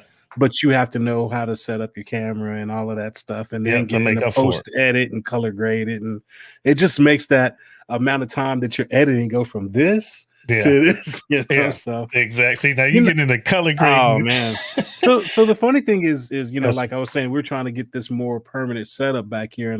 And so Gene had ordered me these lights. And I can't remember if you're interested in it, I'll shoot it out later or whatever. But there are these lights that are rated to be outside permanently. Okay. Which is a plus because I film outside. It's covered pergola or whatever, but it still is out there in the elements. But anyway, I can mount these lights up on my pergola, or I can actually, I can mount them however I want to mount them. But anyway, so one set is 4 lights. And so right now we have 2 sets. We've got 8 lights. Okay. And they're all controlled by an app on my phone. Oh shit! And it's all RGB, so I can program them to change colors and whatever. I can actually program it to music. I could do a freaking concert back there and have the lights going with the music if I wanted, whatever. Hell. Yeah. I don't need all that, but yeah. But it's cool to have the lights there. I don't have to move lighting around. I can, if I'm filming in one section of Barbecue Boulevard, everything's on wheels. I can rotate stuff around so that if I want to change out a different cooker, I can move it out of the way, put the next cooker in. I've got the lights already there, so I can just, move the grill, fire it up, and get going. Yeah. Wow. And at that point, it's just setting up the cameras, and just. But again, if I get this A10 Mini now, I can set it up and do live stream cooking so that, hey, we can get on Barbecue Boulevard, have the dog pound come in, and I can swap between whatever and show you what's on the grill, show you how I'm prepping stuff. We can sit here and talk. We can do all of this stuff. So, I mean, it's a work in progress, man. It is. But it's fun. It's fun. It is. And folks, listen, get pro tip. Don't try to buy everything all at once unless you got a mega budget. All right. Absolutely. I have a shitload of gear, but I've been on YouTube for like 9 years. All right. This gear has evolved. Okay. It has evolved a lot. I haven't just started out. I'm buying this, I'm buying that, I'm buying this. Blah. Here you go. My first YouTube camera. Yep. That's my first. This is broken. It doesn't work anymore. But this is my first YouTube camera. All right, guys. And then this was mine. Yeah. And dude, this ain't even a phone. This just, it's what. And then I went through like 3 or 4 of these, various types, Sonys and blah blah blah, vloggies, and then from there, as a matter of fact, I didn't use any editing software at first. You guys go back, watch my earlier videos. My videos, they suck. I mean, great personality, great recipes, but the know-how just wasn't there. And then I transitioned to a better camera. I had people sending me, pay attention to your comments. People are like, you're making me seasick, get a tripod. Oh, I never thought of that. So, I'm trying to handhold everything. Eventually I got a tripod. And then once you got the tripod, it's like everything looks yellow. Oh shit! Now I got to figure out lighting. Yep. And they were like, "Sounds like you're talking out of a tin can. How do I fix that?" Oh, now I need a microphone. It just took me time. Okay, absolutely. So once I started getting a long wire microphone close to myself, then that transitioned to, look, this is constricting me. I can't move how I want to. So that's how I went to a wireless microphone, and then I got better cameras. Then I started learning how to edit. Then I was like, well, shucks, I can edit with 2 cameras. That's when the supporting cast showed up in its own shot. And it just grew and grew. And I started learning how to edit more and more. I learned how to green screen in my video editing. I learned how to add music. Now I'm learning how to do graphics for lives. If you can't pay somebody to do it, you got to figure out how to do it. Oh, hell. We do not have Dash here. Y'all put your hands together for Dash. The Dash Man. The Dash Man is in the house. Hold on. Y'all dropping science and like bits of knowledge and check out the temperature. We got 56,000. Warmth and. Bruh, I just sat down. I got my lunch here. I'm sitting at my office at work, and I have a credenza over my head, right? And I have this nice bright light the lights in my office are actually off. I don't turn the lights on. I just use the lights right above my head. Yeah. But I was sitting here and I was like, man, I'm just listening. So I sent out in the text, I'm like, yo, shoot me the link. I'm free. So I'm just going to keep on eating my lunch and, listening along, but it's more dynamic to be here with you guys. It is. Can you turn your volume down just a little bit? My bad. Let's see. He's excited. I know. I'm glad to have him. Look, let's see. Mike. Just a little bit. I was like, oh, shit, Dash is here. Why is Dash yelling at me? My bad. I'm just going to talk softer. All right. That'll work. How about that? So y'all that don't know Dash, Steel Drum. Do your own shout out, brother. Do your own. Hey yo, this is Dash from Steel Drum Smokers Barbecue. You know, I'm in the camera in this reverse right now. So hey bro, stop yelling. I'm sorry. We ain't mad at you. My bad, homie. I wish I had my headphones so I could plug but I left my headphones sitting on my table at home, so I'm using the audio through my laptop. That's cool. But Alton, you were talking about using a laptop to edit, and you know I use a laptop to edit. We talked about this. I actually just bought a new gaming laptop. I got a deal. I got a deal on this laptop. 64 gigs of RAM, Core i7, NVIDIA. I think it's a 1070. Mm-hmm. I got it for $1,300. It was an open box item off of Amazon, and it's normally $1,600. I got it for $1,300. And no, I don't mess with Dells. I only mess with HPs. I had a bad experience with Dell back in the day, and I vowed to never buy another Dell again. So it is a HP, and actually I have it here because that's the same laptop I've got right now. Yeah, I'm using it's the Omen. Yeah, HP. Look. Oh yeah, it's the same. Like you can tell his is older. Look at all the stains on his versus mine. Oh yeah. That's the one thing I don't like. So, but one of the things I don't like about it is the keyboard. Those function keys on the left side, they keep messing me up. Oh, okay. Well, that's the thing. I don't use them either, but I'm so used to my hands fit right on the keyboard. So when I'm editing and things like that, I go off the left edge of the keyboard. So I'm like, well, like when I'm working from home or something like that, I'm using my laptop, my older one. And I'm like, well, I don't want to strictly only use that new laptop for editing video. I want to use it for my new daily rig. It's like, I can't, like even like the number lock and the home button are in different places and it messes me up. So I'm using I got a gamer. I'm using it's a Dell G7. I haven't had a bad experience. I'm using G7, but I travel so much. Yeah. You know, when I'm in parts unknown when I'm in other places, I'm filming, editing, blah, blah, blah. So I needed a high-end laptop, especially if you're in the Middle East, you're working with some underrated internet. You need to beef up your computer, that type of thing. Yeah. So I actually posted my first 4K video. The video that I posted yesterday was the first time I actually put a video out in 4K. Right. And the processing was speedy. I didn't have any issues with it, but I also didn't have a whole bunch of other stuff in it. Like I didn't have a lot of jump cuts. I didn't have a lot of callbacks to older videos. I didn't have multiple videos that I put in there. But the only thing that was left was the processing on the YouTube side. Yeah. It took quite a while. It took almost a day for it to render fully in 4K and be available. Jeez. That's a lot. That's a lot of information. A lot of information to process. Hey, we gotta welcome Ray Mac and CJ, man. They in the chat. What's going on, folks? Oh, hey, put your hands together for Ray Mac. Yeah, man.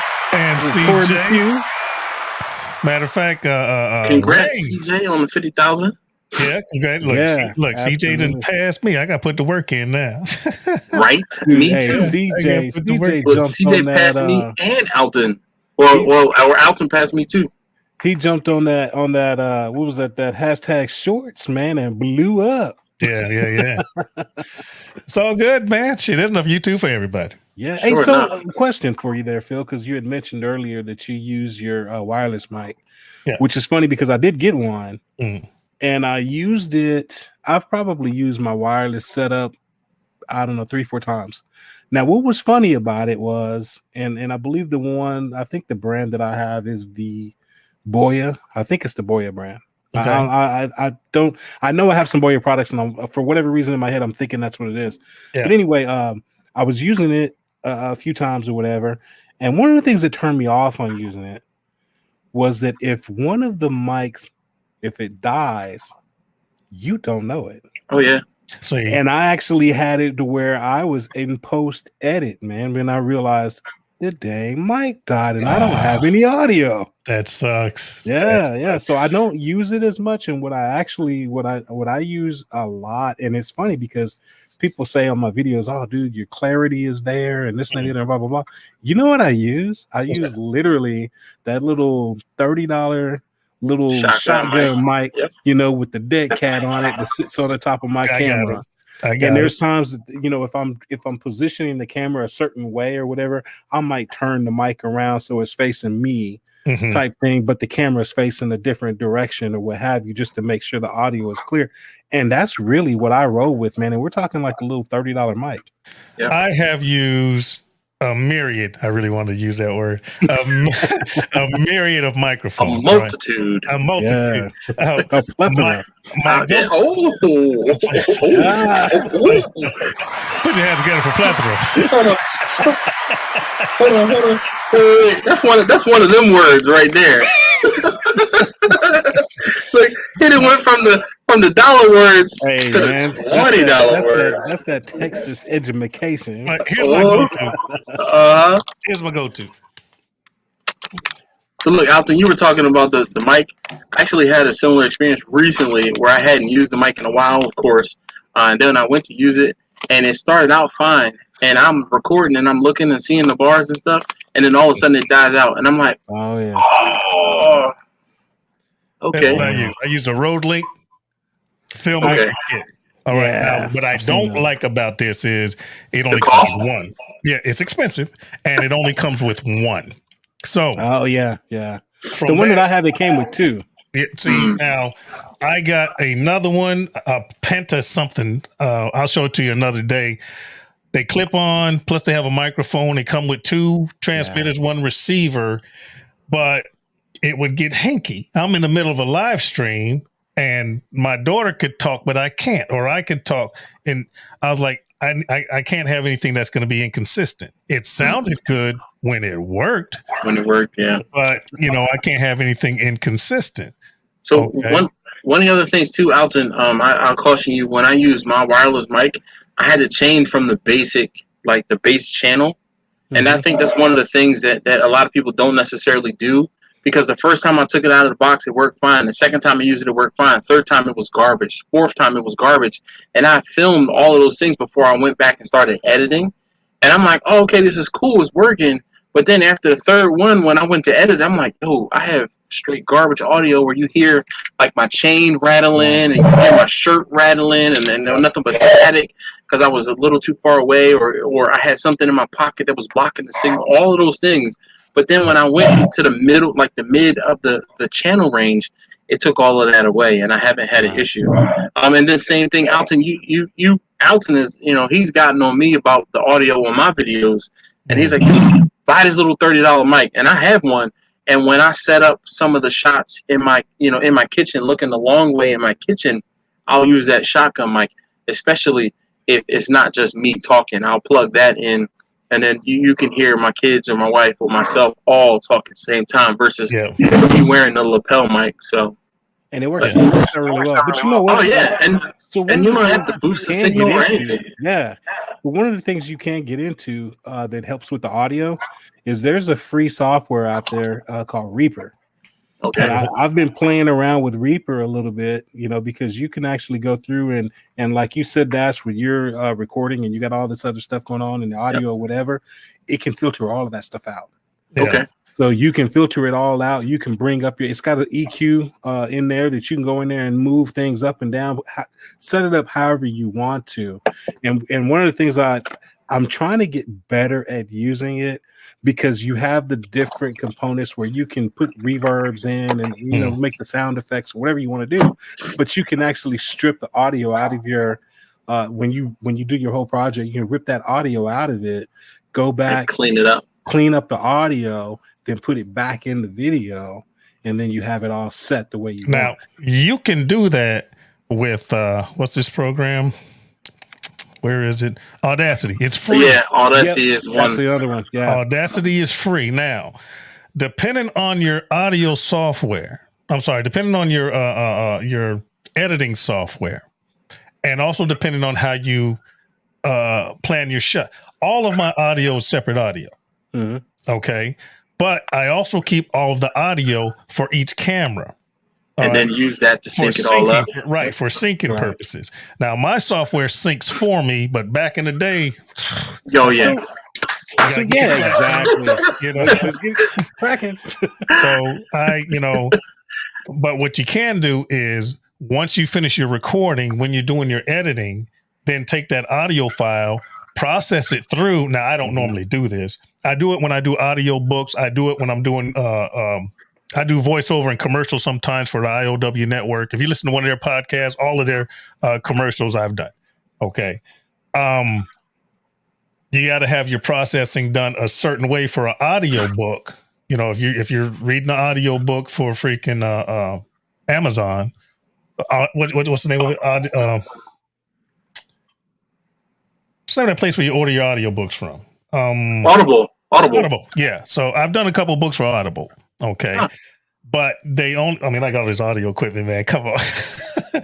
But their processing has to be a certain way. It has to be at a certain level as far as it's kind of complicated. But through Audacity, I set up a macro that automatically set up the compression. It automatically sets up the volume, the EQ, the de-esser, the declicker, because you can't be you can't be doing that in the audio book. So you're careful what you say and how you read and your inflections and things, but then you process it through Audacity and you take out the de-esses and the declicks and all that stuff, and it makes it pristine. So what I have done in the past is finish my audio for my YouTube video just to see how it works out, run that through that processing, and then sync it. And it just sounds too good. I can't do it. See, I'm gonna need to get with you offline, man. We're gonna have to talk, brother. Dude, I do so much. Yeah, you do. When I disappear, if I'm not overseas or if I'm doing it, I'm practicing, I'm studying, I'm doing this, I'm doing that. So yeah, I disappear, but when I come back, there's going to be another skill I'm going to add. There's going to be another thing I'm going to, but I'm an open book, man. You got any questions, walk you through, talk you through. We can talk about it on the podcast.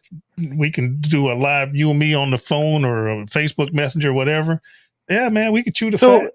So for me, and I use Filmora, Filmora 10. And for me, it's the software is not sophisticated enough to sync everything for you. Okay. And so if I'm using multiple cameras, which this honestly is part of the reason why sometimes I don't use multiple cameras, as we were talking about earlier, and I can position cameras or whatever and make it really look like I'm using 2-3 different cameras when I'm really not. But what sucks is when I'm going to post edit, if I'm using multiple cameras, then like you said, you gotta clap so you can get that edge. Then you have to, manually manipulate the clips to get it lined up correctly, and then drop the audio, off the secondary camera, because I've actually recorded my audio through my primary camera with this microphone we're talking about. Okay. And now I'm having to go through and adjust and edit the videos and this and that, and then set up the software so that it actually does the I forgot what it's called right now, but it does the leveling. Okay. So like if I have a piece of video where maybe I'm not talking as much right now, it'll bring up the soundtrack, the music track. Okay. So that auto ducking. Exactly. So I have, I have to remember to go set that up for each clip, or whatever. And sometimes it's a pain in the butt. I ain't even gonna lie. It's kind of a pain in the butt. I'm gonna try to share this. Using multiple cameras and being able to dump it into a file and have it sync it, where you can select camera 1, camera 2, camera 3. It's a game changer, man. Because what software are you using? I use Corel Video Studio. Right. You did tell me that. Okay. Right. This is my screen. The ability. What are you using to edit, Phil? All right, I use Power Director. This is 19. And I'm just going to open up. Y'all can see this, right? Yes. Yeah. I'm going to open up file, recent project, what something I did, the Sultan Boca. I'm just going to open this up and show you. Let this load. See, you about to have me Give learn it a a whole second here. new software. Man. I know, right? No, look, I'm Alton. Alton. You already know. I've talked about leaving Corel and trying to find something, but the limitations of Filmora were just a little bit too much for what I'm used to. Yeah. And having to learn a whole different software while not having everything where I needed it, and having to just learn it all over again, it's daunting. Well, and the funny thing is, this actually looks a lot like Filmora to me. And it's user friendly. Hopefully, you guys still hear me. It's still loading. Yeah. Okay, guys, listen. This down here is my music track. Mm-hmm. All right. This right here is my green screen. That's the don't forget to subscribe, blah, blah, blah. Okay. All right. This right here. Matter of fact, this is music, audio, blah, blah, blah. This isn't even the whole video, but all of this, let me show the whole thing if I can do that. Pal. All of that is one video. Right. All right. I had a track here, obviously audio, video here, video up top, audio at the bottom. This is just graphics. And I deleted camera 2 and camera 3 because I cut it up and stuck it up here. Okay. You see what I'm saying? So you had them in there originally synced up, but as opposed to having a separate track, you put them, or as opposed to having an overlay, you put them into the main. Exactly. Okay. It reduces the size of the file. Yeah. So instead of having A roll, B roll, C roll, and then audio underneath it and all of that, as I cut, okay, look. Oh, so you cut down at the bottom and then put it up top. And then I put it up top, and this is together. And then delete all the extra. I delete all the extra. That's an A-roll shot right there. Okay. This right here is my intro, obviously. This right here is a B-roll shot. Okay. Now, A-roll camera, I'm talking. Then I go to support and cast, see if I can do this without messing it up. Not messing it up. So you actually feel if I'm seeing this correctly, let me stretch this out a little bit so I can see. Are you actually running your A roll and your B roll on the same timeline? Yeah. Okay. Yeah. This is an A roll shot. Okay. And as it's going on, I got B roll, C roll. Okay. I'm only showing one camera at a time, but then when I'm ready to cut, this is a B roll shot right here. I just cut it out. And you just put the audio and you left the audio right where it was. I got that audio right here. It's locked. Yep. The audio's locked, so I can cut all I want. I've deleted. This is the audio. I keep pointing with my finger. This is the audio from my H4n, my Zoom. Okay. I've already separated the audio from the A-roll, B-roll, and C-roll cameras. After I've synced it, I've deleted that audio. There's no reason to have it there anymore because I'm only listening to my recorded audio. Yeah. And then I put in the clips. Let's see if I can find. But the question I have for you with this is, and I understand you can lock your audio so you don't edit it when you're editing your video roll. Right. But my question about that is this: if you are piecing in, say, a piece of B-roll there, right? I'm going to show you that. Okay, you know where I'm leading with that, then. Yeah. Right? This is an A-roll shot. That's the camera. That's a Sony mirrorless. Okay. This is a B-roll shot. That's a Sony mirrorless or my smartphone, depending on how lazy I am. Okay. This is a C-roll shot. That's my top down. But I only cut it and put it in there where I want. There's no reason to have the rest of my C-roll track because I'm not showing. Anything that I'm not showing, I'm deleting.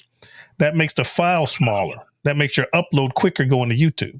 Instead of having a lot of extra data that's just hanging out, that's not being seen, I delete that shit. Yeah, see, and I'm doing something along those same lines, but I do it in the multi-camera processing. So it'll take the audio from whatever camera I want to be the primary or whatever source, and then it'll sync up the video. And then I go through the multiple camera videos and I select camera 1 or angle 2 or angle 3, and then I put that into one video. Right. And then I take that and put it into my main video file. And then I do my jump cuts and things like that in that. So it adds I get what I see what you're doing, and I'm doing a little differently because of the limitations of my software where I have to take the multiple cameras and I'm sure, and we all getting phone calls at the same time. I know, right? I'm sure you have the same thing, Phil, where you run through and you film everything and then you jump cut and edit stuff out like mistakes or other things like that. I do that when I go back to editing my main video. What I do is, and now this has a capability of doing what you do. Okay. I can bring up all 4 of my cameras or 3 of my cameras and just click on it. And then once I click on the other one, it'll automatically put that in place and automatically put that in place. Okay. But old dog, new trick. What I do is I lay all my tracks down. All right. A-roll, B-roll, C-roll camera, and then my audio track. Okay. I also shoot by scenes. Okay. I'm gonna do my introduction. All right. Hey guys, welcome to Daddy Cooks. My name's Phil. Yada yada blah blah blah. This is what I'm gonna do. Now we're gonna go into the supporting cast. Bam, and that's all one shot because I got both cameras running at the same time. Do the supporting cast. Blah blah blah. So my audio track, this audio track, has all of that for that scene, all the way up to the supporting cast, and say, "All right, guys, I'll be right back when we can do the prep." Stop. So now I got that whole introduction and supporting cast on A-roll, B-roll, C-roll camera and audio recorded. Okay. And when I go through, there's an introduction. I'm clicking on the wrong doggone thing. After I do the introduction, right there, let me spread this out so I can click the right thing. And I'm going to talk blah, blah, blah, blah, blah. All right, guys, now I'm going to turn to the supporting cast. And then I just turn. Okay. All right. There's still a camera over here pointing this direction. Okay. And then you got the camera looking straight in. They're both running at the same time. And I'm recording audio. So when I make that turn, the audio doesn't stop. When I turn back, it's all the same shot. Flawless, yeah. Right. It's all the same shot, but 2 cameras are running and audio's being recorded. You with me? But I still have that question because you hadn't got to it yet. Okay. Are you still getting to it? No. What was the question? I got lost in the ether. So the question I have, and I totally get that where you have your multiple cameras set up and you can keep the whole flow moving and you just post edit it to piece it together to look like one flowing. I got you. Right. Now what I'm getting at here is you ripped your audio so that you have all of your audio into one file. And we were speaking earlier about how you can lock that track so that you can adjust and, cut your video track however you want to. Right. So my question is, how do you cut your video or place in B-roll or whatever you're doing to where you don't have to, or where you can actually keep the audio synced with your video? That's what I was when I asked.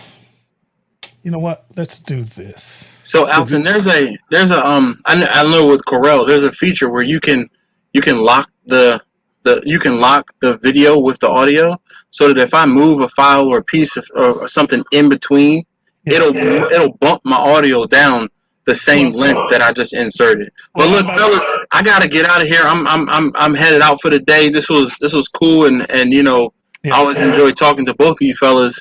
Definitely be easy, and I'm gonna listen from the car so I can keep getting school, because Phil, he just like he said, he's an open book. So thank you. You said what now? He over here teaching today. Yeah, right. Exactly. You're always welcome, Dash. Thanks for coming, brother. No problem. Thanks for allowing me on. Be easy, fellas. Take it easy, man. All right. To answer your question, and I'm not going to save this. This is an old video anyway. Let's say I want to put something right here.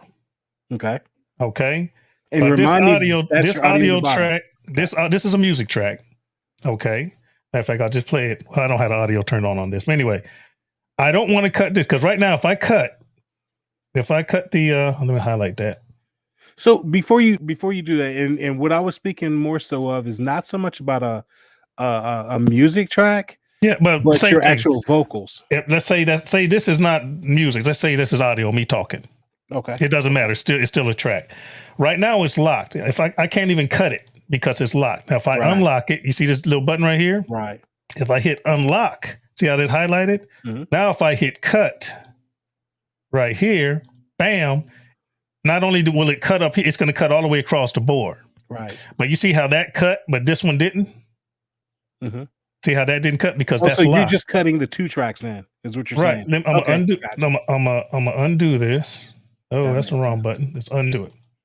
Matter of fact, let's do a talking. I'm gonna lock this. Let's say I want to cut right here. You with me? Mm-hmm. So now I'm gonna hit cut and watch what happens to this audio file because that's locked. Mm-hmm. Right? I'm gonna hit cut. Now it just split that file in half, but it didn't touch that at all. Right. Now let's say I wanted to pull this out, right? And I put B-roll there. I did not cut my audio because it's locked. Does that answer your question? Right. No, so I understand I'm still talking blah, blah, blah, blah, blah, blah, blah. Now I want to show you my big old butt. Cut. And then right here, I'm saying, now, isn't that a big old butt? But I just cut that and took out a piece and stuck a picture of a butt in there, but I didn't cut that audio. And then once you finish that clip, you're back to where it was. And the audio was never interrupted. Now let's undo that real quick. And I really wasn't talking about butts, but let's let this freaking And I totally understand what you're saying with that, as far as, you know, because you basically are manipulating your B-roll. You can manipulate and your audio anything. is still running underneath, and I totally get that. But now, what I'm saying is, if you were to adjust something to where you lengthened or shortened your video track, okay, without cutting your vocal audio track, then you just put another piece of B-roll. So it doesn't. I got you then. Another piece of B-roll that fits that size. You just make it fit. No, I got you. So yeah.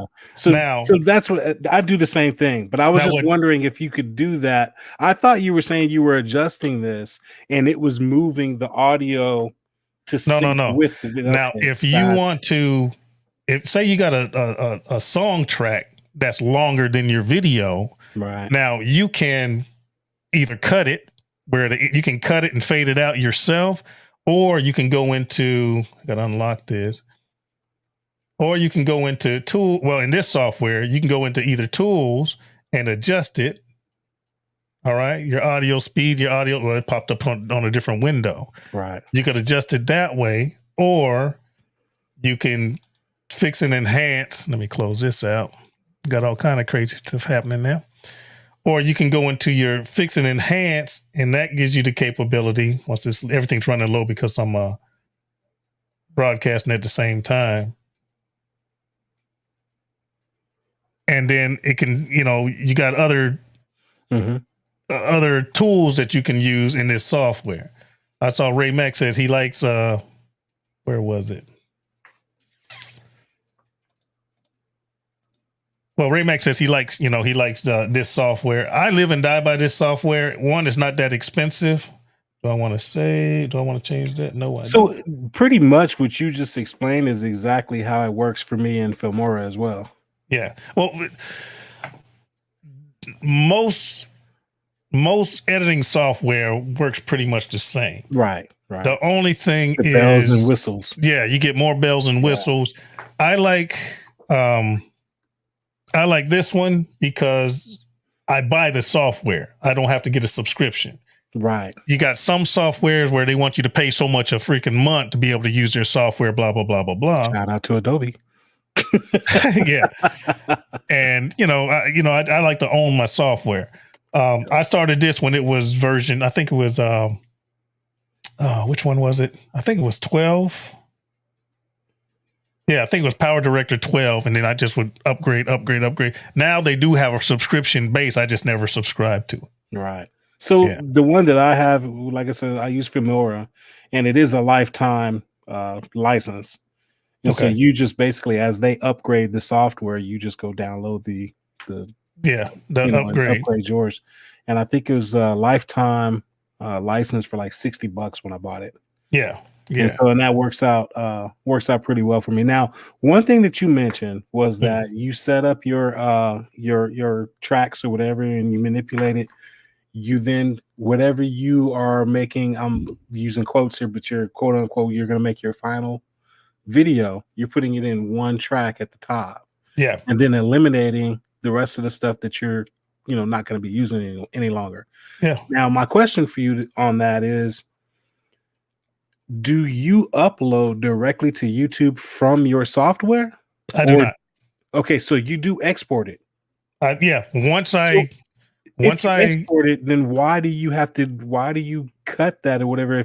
Because you're now creating an MP4 file later that you're going to upload to YouTube, right? Right. But all of that information that you leave, like the cutting room floor, all that information that's not being seen, even if you turn that freaking line off or whatever, that's still information that's going to be encoded once you do your rendering. Okay. Yeah. Once you render it, it's going to render it even though it's not seen. Gotcha. That makes your file bigger. So anything that doesn't make it into the actual video, I delete completely. If I shoot a lot of B-roll and I put that B-roll in there, but if I don't use that cut, or if I got like a 30-second B-roll, but I only use 10 seconds of that shot, the other 20 seconds is just going to be deleted. And as I'm thinking, as you're saying this, excuse me, and I'm thinking about how I do mine, ultimately I'm doing the same thing. Yeah. Because I'll actually go through and take the clips that I want to use and pop it in there on that main line. Right. And then but anything you trim off, you just delete it. You delete it out. Right. Absolutely. And that is what I do now. Whenever I use multiple cameras. So the way it works with how I've been doing it, if you visualize your timeline there, I've got, A roll line, my B roll line. Right. Okay. And so I drop the video tracks in there. And what I have to do is, because again, my software doesn't sync up any audio, video, whatever. Right. Once I manually get them synced up, now I go through and I just basically detach the audio. In most cases, I detach the audio. Yeah. And then what I'll do is on because I got one video, my A-roll camera is where I actually use the audio. So my B-roll audio, I pretty much drop out, delete it out, whatever. Right. And now I've got everything synced so that when I go and cut, I basically will just cut and move whatever, how the video works. Yeah, the part that you want you to tell your story. Yeah. Yeah. You put it up top and then you leave the whatever at the underneath. Yeah. And so what I've been doing is basically that whatever goes up top to make that video, whatever, the bottom is still there. Okay. And I don't delete it out. I guess that's where you go and delete that track out because you don't really need it. I don't need it. And when you render that file, it's going to render everything. It's only going to show what you tell it to show, but that other information still is in that file. It makes the file bigger. Okay. So let's talk about storage now. Yeah. So one of the things I've been trying to do here, and I kind of lost faith in the way that it works, is I've been buying external hard drives. Okay. It might be, a couple terabytes, whatever it might be. Right. And what I've been doing is actually taking all of my footage from my SD cards or whatever, and I'll upload it to download it to the external hard drive. Okay. Then what I do is I go in when I'm ready to edit, I'll go open my software, I'll import all those files, create the, whatever, and then export the final product to my PC, not on my flash drive or external hard drive, but actually on my internal hard drive. Okay. And then upload that. And the reason I do that is because I've learned that if I were to export to my external hard drive and then try to, upload that from that to YouTube, it's slow as dirt. Okay. Because of the file transfer from the hard drive, the external hard drive through a USB cable. Okay. But if I export it to my internal hard drive, now I've got my MP4 file on my hard drive and I can upload it to YouTube in a matter of seconds. Let me show you. I'm gonna try this again. Let me show it. I'm just gonna have multiple cameras on this time. All right. And I'll make sure I don't pull this thing too hard. All right, this right here, this thing right here is a hard drive reader. All right. Open up the little door. See that? Gotcha. Just pop a hard drive. I got two more right there. That's a terabyte. That's a terabyte. That's a terabyte. Okay. So I save very little on my actual computer. I save it to one of those external hard drives. Simultaneously, back there, if you can see it, is a NAS. That's like a freaking 8 terabyte network assisted storage. So anything that I save automatically goes to that. All right. Automatically goes to that. So if this computer crashes and my external crashes, it's automatically backed up. So I don't lose any of my video. Now I save everything. Okay. And I'll show you that. Let me put this camera out of the way. I just put I got a lot of stuff going on over here. So ultimately, I guess we're kind of doing the same thing. Because for me, this is what I use, Phil. I'll put everything. This is my external.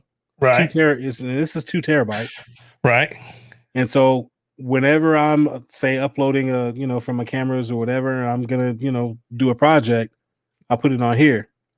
Now, how do you set up your files? So basically I just create a folder for whatever the cook is going to be. Let's just say we're doing a smoked brisket. I'll create a smoked brisket folder, and then within that folder, I'll set up subfolders. So it'll be one for video, one for audio, one for music. Typically, those are the 3 files that I'm going to have within that video project. I got you. Let me see if I can do this. Bam. Bam. All right, hold on.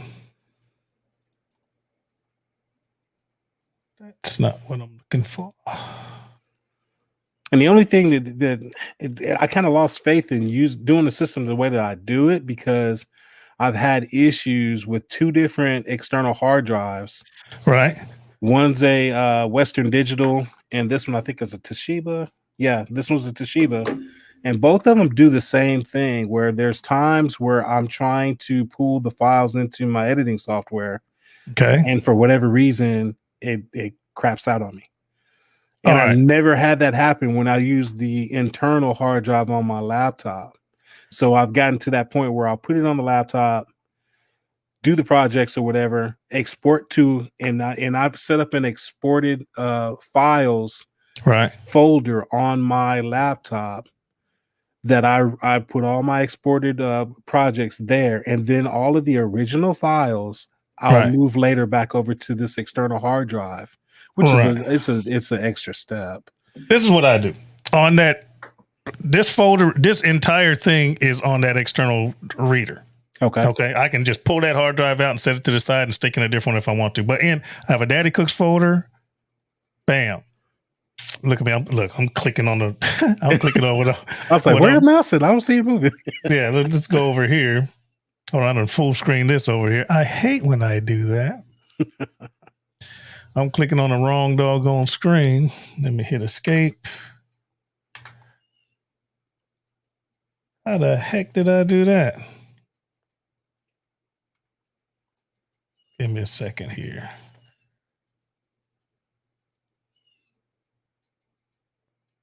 That ain't what I want. Man, y'all all up in my business now. Let me looking like I'm at work right now.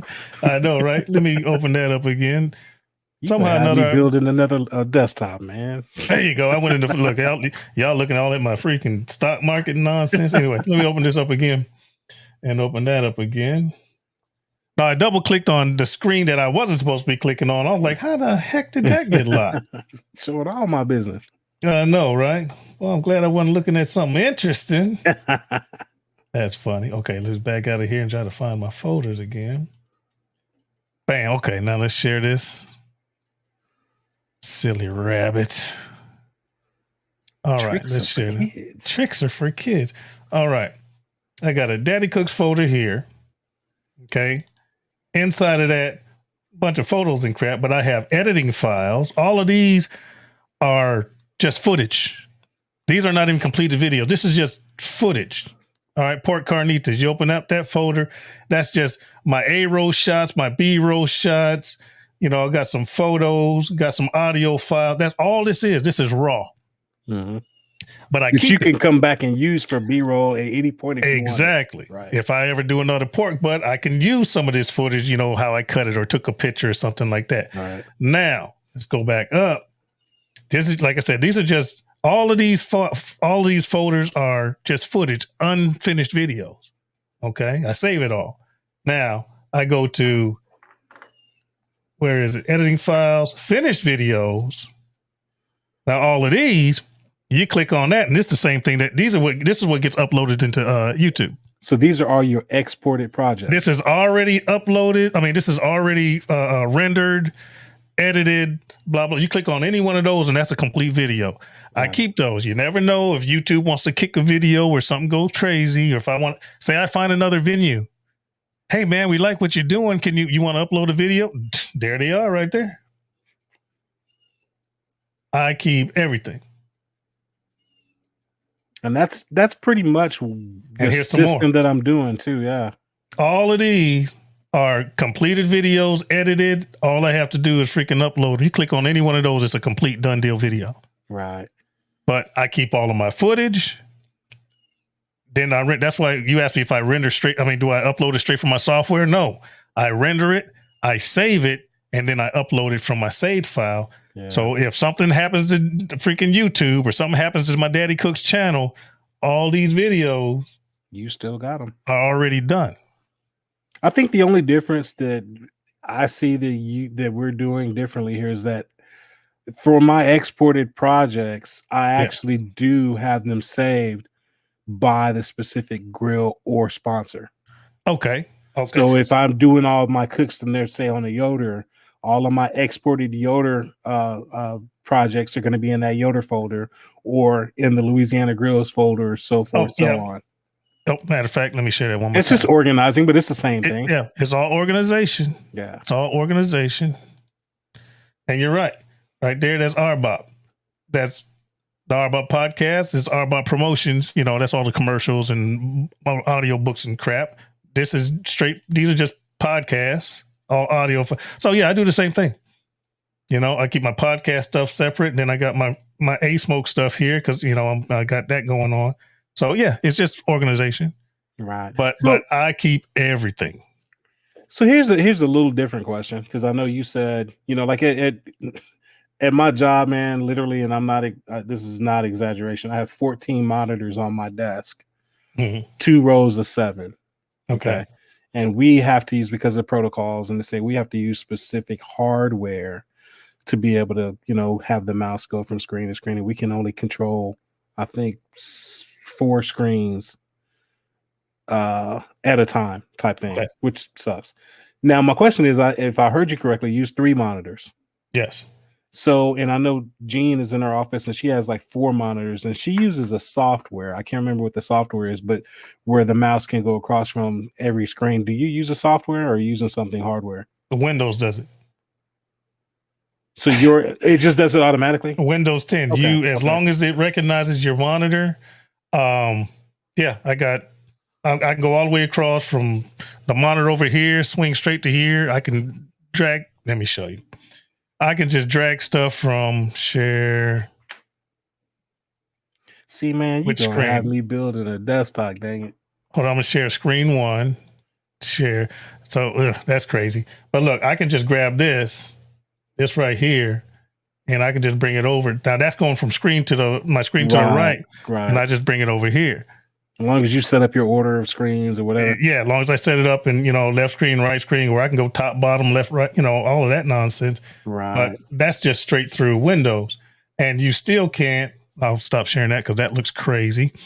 But but you can only see what I put on this screen. You still can't see what's on that one or that one unless I share those 2 screens. Right. Those screens. And that's what I like about StreamYard, because I can pick which window I want to show. Gotcha. Yeah. And you built your PC from scratch, right? Oh no, I bought this. This is where did I get this from? A Best Buy gamer, and it was on sale. I thought your whole desktop. I thought you built it. No, the one before this I built, and the one before that I built. But I was overseas. The girls were like, "Dad, you want a better computer?" I'm like, yeah, I need a better computer. So as soon as I got home, they're like, "Take the one you want." I like that one. Yeah, I might, you know, because I've been thinking about upgrading and getting a couple of monitors or whatever. I have the room here to do it, so I may actually end up doing that because it may, you you know, one of the things that I was talking about with one of the guys that, you know, he's really big into Filmora and a lot of other softwares or whatever. Does some great streaming that we were talking about earlier with the A10 Mini. And we were in one of the questions I had talked to him about was, you know, dealing with taxes. You know, YouTube and taxes. You know, people don't think about it. Everybody wants to make a little pocket change on YouTube or whatever, but you got to pay taxes. You got to pay those taxes. Yeah. And so if you're fortunate enough that you get to the point that you make enough, you know, income, and you've pretty much in your eyes think you've got all the equipment that you need, type thing. Now you're having to pay more taxes. Yeah, because you stopped incurring, you know, write-offs. Yeah. You know, and we got to talking about things and he's like, dude, you've got this, you've got that, blah, blah, blah. Now maybe it's time you start playing around with computers and this and that and the other and editing and blah, blah, blah. And I'm like, you know what? You're probably right. Because, dude, if you're a smart business owner, you pretty much are trying your damnedest to show your business at a loss. Yeah, of course. You know, and so, and I did that. I was able to do that and still ended up having to cut a check. But it's like now I'm like, okay, maybe I do need to look at these things that we're talking about, doing the streaming and doing the computer work and software. And so I may end up having to do this, man. Dude, the laptop me and Dash were talking about, I wrote it off. Yeah. I wrote off the laptop. Well, in this one, I bought it, you know, 3 years back when I first started my channel. So, but yeah, I did the same thing. Yeah, I wrote it off. Freaking the webcams, microphones, all of this, you know. Yeah, I write it everything. Off. Dude, I go to the grocery store and buy stuff, man. And if I buy something that's, you know, I'm gonna use on my channel, I'll write it off. See, Kim gets mad at me because she's like, save the receipt because you did a YouTube video on that and you can write off those groceries. Absolutely. And I just forget. I just don't do it. Do you happen to use QuickBooks? No, I have a person. Oh, okay. So, you know, I use QuickBooks, and QuickBooks it makes it so easy because I can link it to my my business bank account. I can, you know, set it up to where it imports everything I do. If I get a paycheck, you know, income, it imports it in. If I use my credit card, it takes it. Everything goes into this. Now here's the beauty of this, you know, because I had been, you know, putting off doing taxes, you know, whatever. And I finally did our taxes on Tuesday, I think it was. Okay. And what was funny was because I had everything in QuickBooks and I used TurboTax. So when I went through and was doing the taxes, you know, whatever, and I'm sitting here like, damn, I'm gonna have to go and like, you know, extract all this data and do this and that and the other. And then it got to this point and it, you know, where we got to the business part of it and it says, you know what, you know, we can pull this, import this from QuickBooks, you know, whatever, blah, blah, blah, because it's all under the same umbrella. I was like, okay, well, let's do this. So I went ahead and bam, dude, they pulled every single thing in from QuickBooks in a matter of seconds. And everything that I was looking that I was going to have to go and input, it was already there. Nice. You know, and so it cut my workload down to where, you know, hell, I had the taxes done in no time. You know, we got a lady out of Atlanta. Not Atlanta. Well, she's out of Georgia. She's been doing our taxes for years and years, you know, contractor work and, you know, daddy cuts and that, whatever. And she's like, oh, could you buy it? Phil, what equipment did you buy? She already know. Yeah. You know, and like CJ says right there, Cook with CJ, I write off everything. Everything. That's everything. Right. Dude, you know, because like we said, CJ, you definitely, if you're doing it right, you should show your business at a loss. Yeah. Or damn near. Yeah. You know? Man, I'm missing so many freaking people, that came in. Stephen Henry, what's going on, man? If you're still in there, how you doing? Shrashira, what's going on? Just met him. Got a YouTube channel by the same name.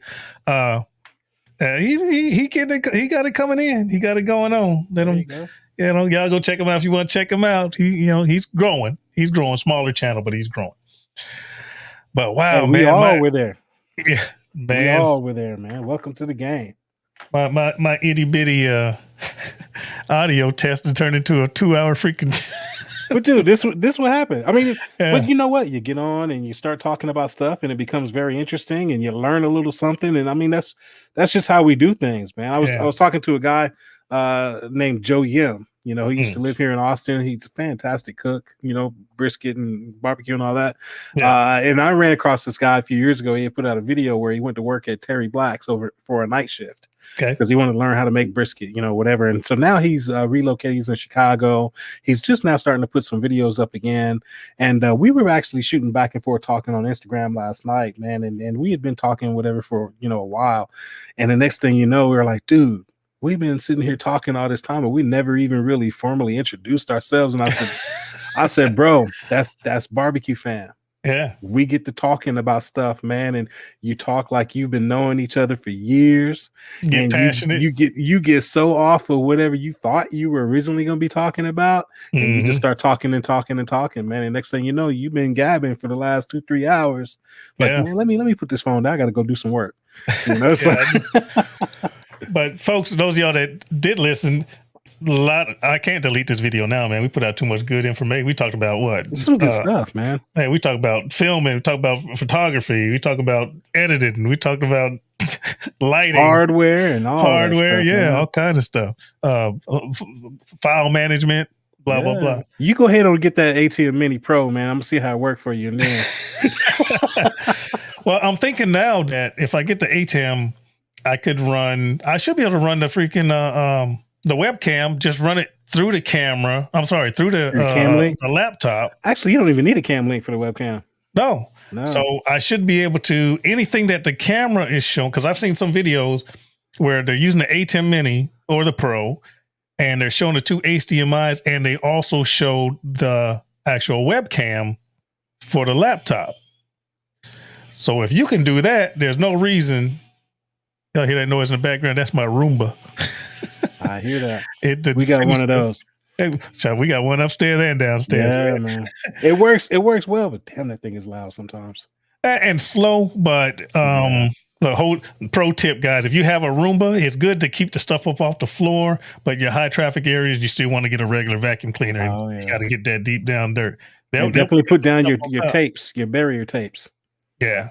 See, but I got, thanks to my wife, we have, it's not top notch, but we spent a pretty penny on new carpet. All right. You sink in this carpet. It's not shag carpet. It's just thick, and it's got high quality carpet. Yeah. And then we have the padding underneath, the double padding.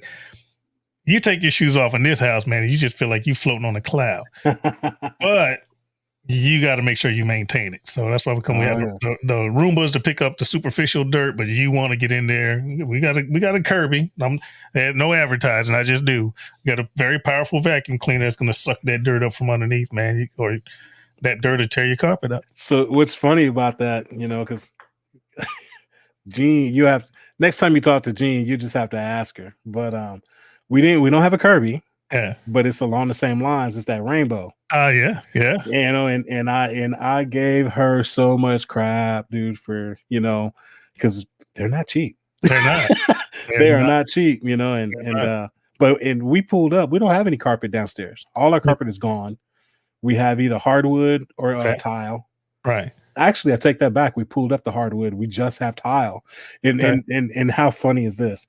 We actually pulled up the tile or the wood, the hardwood that was in her office. Okay. Yeah. We pulled up the hardwood and then bought some Italian tile that looks like wood. Come on, man. There you go. Oh, Bobby says, two smoothest voices on YouTube in the house today. You do sound like a DJ though, brother. I will give you that. Man, look, I got a bunch of processing going on over here too, man. You know I don't do anything half-assed. Hey, I hear you, but I'm gonna have to. We gotta have some conversation, man, because I do want to clean up some audio and learn how to work the audio better. I do know that I have played around with Reaper, and I was told about Audacity, so I'm glad you brought that up. Yeah. And now I know a second source that plays around with Audacity, so I'm gonna definitely hit you up, man.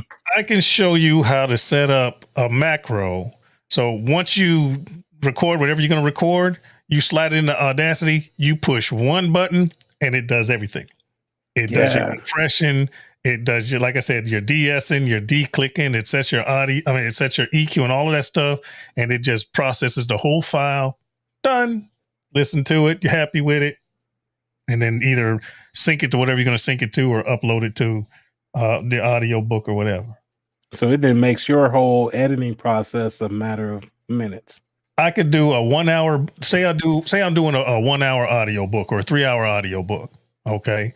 Say roughly a chapter per hour. So I read for that whole hour, slow and steady. Wherever I make a mistake, you stop, take a pause, go on from there. All I got to do is look for my pauses and cut those out because I know I paused, back up off of that pause. That's where the mistake was. And then after the pause, it was the correction. So easily identify where the mistakes are, cut those out. Okay. And then once I have it all together, hit one button. It does all of the processing for me. And then upload the thing, and I'm done. I'm done. So audiobooks. I didn't know you did audiobooks. So now I'm not calling you Phil no more. I've done a couple. What? Yeah, you're not Phil anymore. You know what I'm gonna call you, right? What? I'm gonna call you Keith David. That dude, man. When I got introduced to audiobooks, I was listening to him do some of the Alex Cross, James Patterson books. And listening to that dude talk, man, he just has that distinct voice. Yeah. And it makes you want to hear what he's about to say. So I was you keep David to me now, man. Let me see if I can hold on. I got I think it's in RBOP. I did a couple commercials actually. I used to always tell people never trust somebody with two first names. Where is it? Not that one. Not that one. CJ says he cuts out his breaths. Well, see, you got to have microphone technique. All right, this one, you notice when I'm talking this way. I'm not talking into it because that's when you get you get all that pop filter. If I don't have a pop, this has a built-in pop filter, but it's not the best. Okay, so I'm using this microphone when I'm doing lives and blah blah blah. Now, CJ said big boys breathe differently. We do. Now I'm gonna go. This mic's going off. This mic's on. Now, this one, the process is pretty much the same, but I can talk more into it. I don't have to talk as loud. And if I'm doing an audio book, this is what I'm going to use. See what I'm saying? So my B's, the only thing you got to make sure that you can't be doing any of that. So you just back off a little bit, talk right into it, say what you're going to say. And then once I do the processing, it's perfect. Dude, I'll tell you what. Now let me go back to what I'm. I hate that, man. I got somebody I work with, on occasion because we overlap or whatever. Yeah. And that guy, man, he sits over at his desk, and because we do everything at our desk too, we're maintaining the power grid. And right. All I hear from that dude is he over there smacking on some foot. I'm like, man, will you please shut the fuck? Yeah, hit mute something. Yeah. But there's a lot, man. You got microphone technique. Then you can't get ahead of yourself. If you're doing an audio book, you want to speak slowly, clearly, concisely. Okay. And if you feel like you're talking too slow, you could always speed it up a hair in the software. Yeah. You could always speed up the rate. There's so much you can do with different softwares, man. And I know I've got a lot to learn with using some of these different softwares, because honestly with me, the whole editing and getting your sound right, man, is key. Yeah. Yeah. And I'm not even perfect. I'm still learning, man. I'm always on YouTube or not. I don't read as much as I should. I cheat, man. I got YouTube, but I'm always trying to learn something. Like I say, when I disappear, I'm trying to pick up something. So now I'm up to doing my own graphics now, And it's looking good, man. It's looking good. Well, thank you, sir. I know it's not easy. I mean, it is easy, but it's not easy. You haven't learning something different. Exactly. Once you get the hang of it or whatever, now you're starting to pick up some speed and you can get, through it. But I've played around with what you're talking about with the Canva and making some of these overlays and all of these things, man. And you know what you want to do and don't really know exactly how to do it, and it gets a little frustrating sometimes. But it looks better. It goes from this to that. Yeah.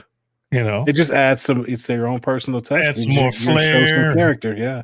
Yeah, exactly. It looks good, man. It really looks good. Thank you, sir. So I'm gonna have to play around with some, creating some of these animations. Yeah. Because that's another good way to give your video some professional look to it. What I'm going to do is for my videos, I'm going to create my own subscribe, blah, blah, blah. I'm going to make my own because the one I have been using, I think I downloaded from somewhere. Well, I think we all have. Yeah. So now I'm going to make my own personalized subscribe. Hell, I might have my picture and Daddy Cooks. Don't forget to subscribe, but to this guy or something. Make sure I'm have something that's going to pop up periodically. Follow me on Twitter. Bing. Just during the video, you watching me cooking, it just pop up. Follow me on Twitter. Follow me on Instagram. It'll just pop up periodically, so I don't have to say it. It's just there. So, what are your thoughts on that? Because here's the thing for me is I look at it in this sense because everything's a business, right? Yeah. I don't make money on Instagram yet. Right. I don't make money on Twitter yet. I don't make money on Facebook yet. So I don't funnel traffic. In the beginning, I did. Mm-hmm.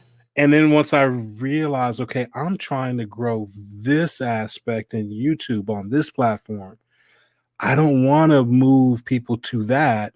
Let's focus on this. You're building a brand. Yeah. A brand can be across all platforms. Yeah. Yeah, you're building a brand. But instead of pushing it, you don't have to push it. Come up with your own overlays. And while they're watching The Dogfather on YouTube, it just pops up. And I did that. Some people might ignore it. And then the third or the fourth time they see it, they're like, man, I like this guy. I am going to follow him on Twitter. Right.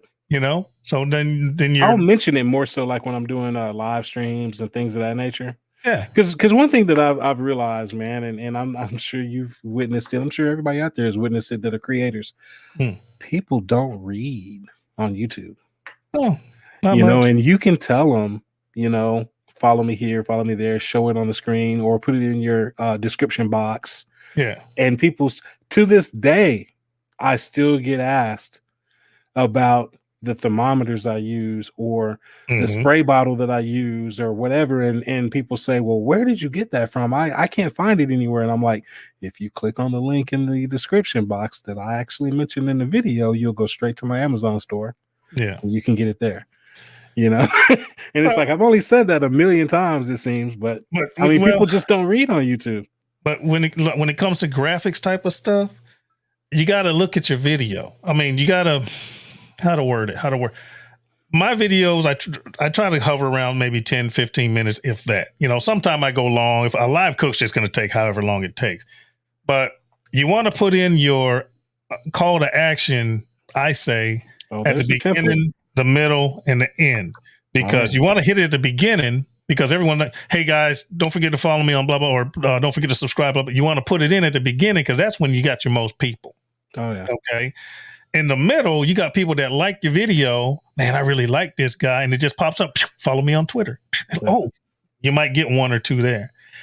The ones that do watch the whole video have forgotten the first 2 times you mentioned it. Hey guys, thanks for coming. Don't forget to subscribe. Follow me on Twitter. I say you should put it not big in your face, just a small little graphic to pop up. Bing. It's that subliminal. Kill 40 people. Exactly. Yeah. Stab them. But and then some people say, I can do it too much. You only need to do it at the end. I only mentioned it one time. But then that's just style. Oh yeah, dude. I had one of the comments I just got. I think it was, I can't remember which video it was on. I was on my little YouTube app on my phone, but the guy said, he says, man, I love this video, but dude, you really don't need to do a recap. We just watched the video. At the end of my videos, I do a recap, which everybody seems to freaking love. All the comments that I've gotten is, oh, dude, I love that you do a recap. It just shows everything and puts it all in order, right then and there. And then you got this one, oh, dude, you don't need to do a recap. We just watched the video. I'm like, man, Dude, I get people. I've got and you get all types. You get all kinds. Ask CJ about that. Yeah, you get all kinds. The ones that get me are the ones that can do your video better than you. But have 0 videos in there. Those are the ones that get me. And I used to respond every now and again. I might respond to something that just gets in my craw, but most of the time I just ignore. Yeah, you forgot to put this in. Well, I don't like that.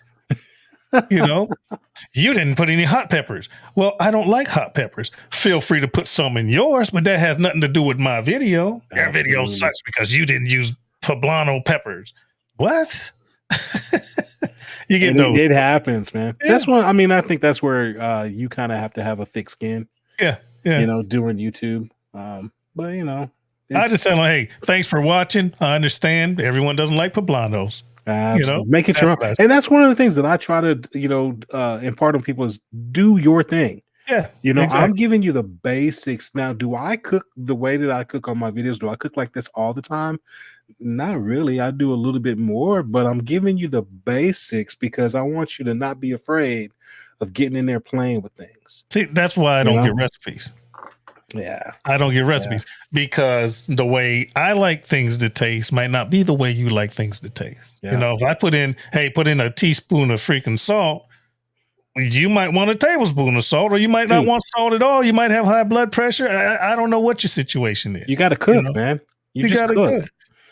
This is how I did it. Just to give you an idea. These are the things that I use. You can add or take away whatever you want. Absolutely. There's some things that you don't change. You want to cook the meat to this temperature because you don't want it to, you don't want to make anybody sick. Minimal temperature. But if I like it rare, you like it medium rare, someone likes it well done, that's up to you. Do your thing. That's up to you. Absolutely. Yeah. Well, brother, you know what? I'm gonna get on out of here, man. Because we'll be here all day. Look, brother James just pops in. You got here, Justin. Y'all put your hands together for the late cover. You got here just enough time. We get ready to leave, and he's on Facebook. He's on my Facebook. Yeah, man. Yeah, man. Let me get out of here. I'm gonna finish watching this stock market and get ready for this podcast. Once again, the Barbecue Talk Show podcast out of the UK. I'm gonna be a guest host today. Because Ryan has something to do with Ryan and Matt. Myself and Matt will be doing a podcast once again out of UK. It will be at 4:30 p.m. Eastern in the United States. Add 4 hours if you're in the UK. So I'm looking forward to doing that. And after that, guys, I'll see you when I see you. Thanks for coming in there, Brother Alton. Hey, appreciate you having me, brother, always. And I'm open book, man. If you got any questions or you need some help, or if I got some questions, I'll hit you up, man. I'm always there. Absolutely. All right, brother. Take care. All right. Take it easy. All right, everybody. I'm out of here in 5, 4, 3, 2, 1. Love you like cook food. If you hear somebody sneeze, run like a mofo.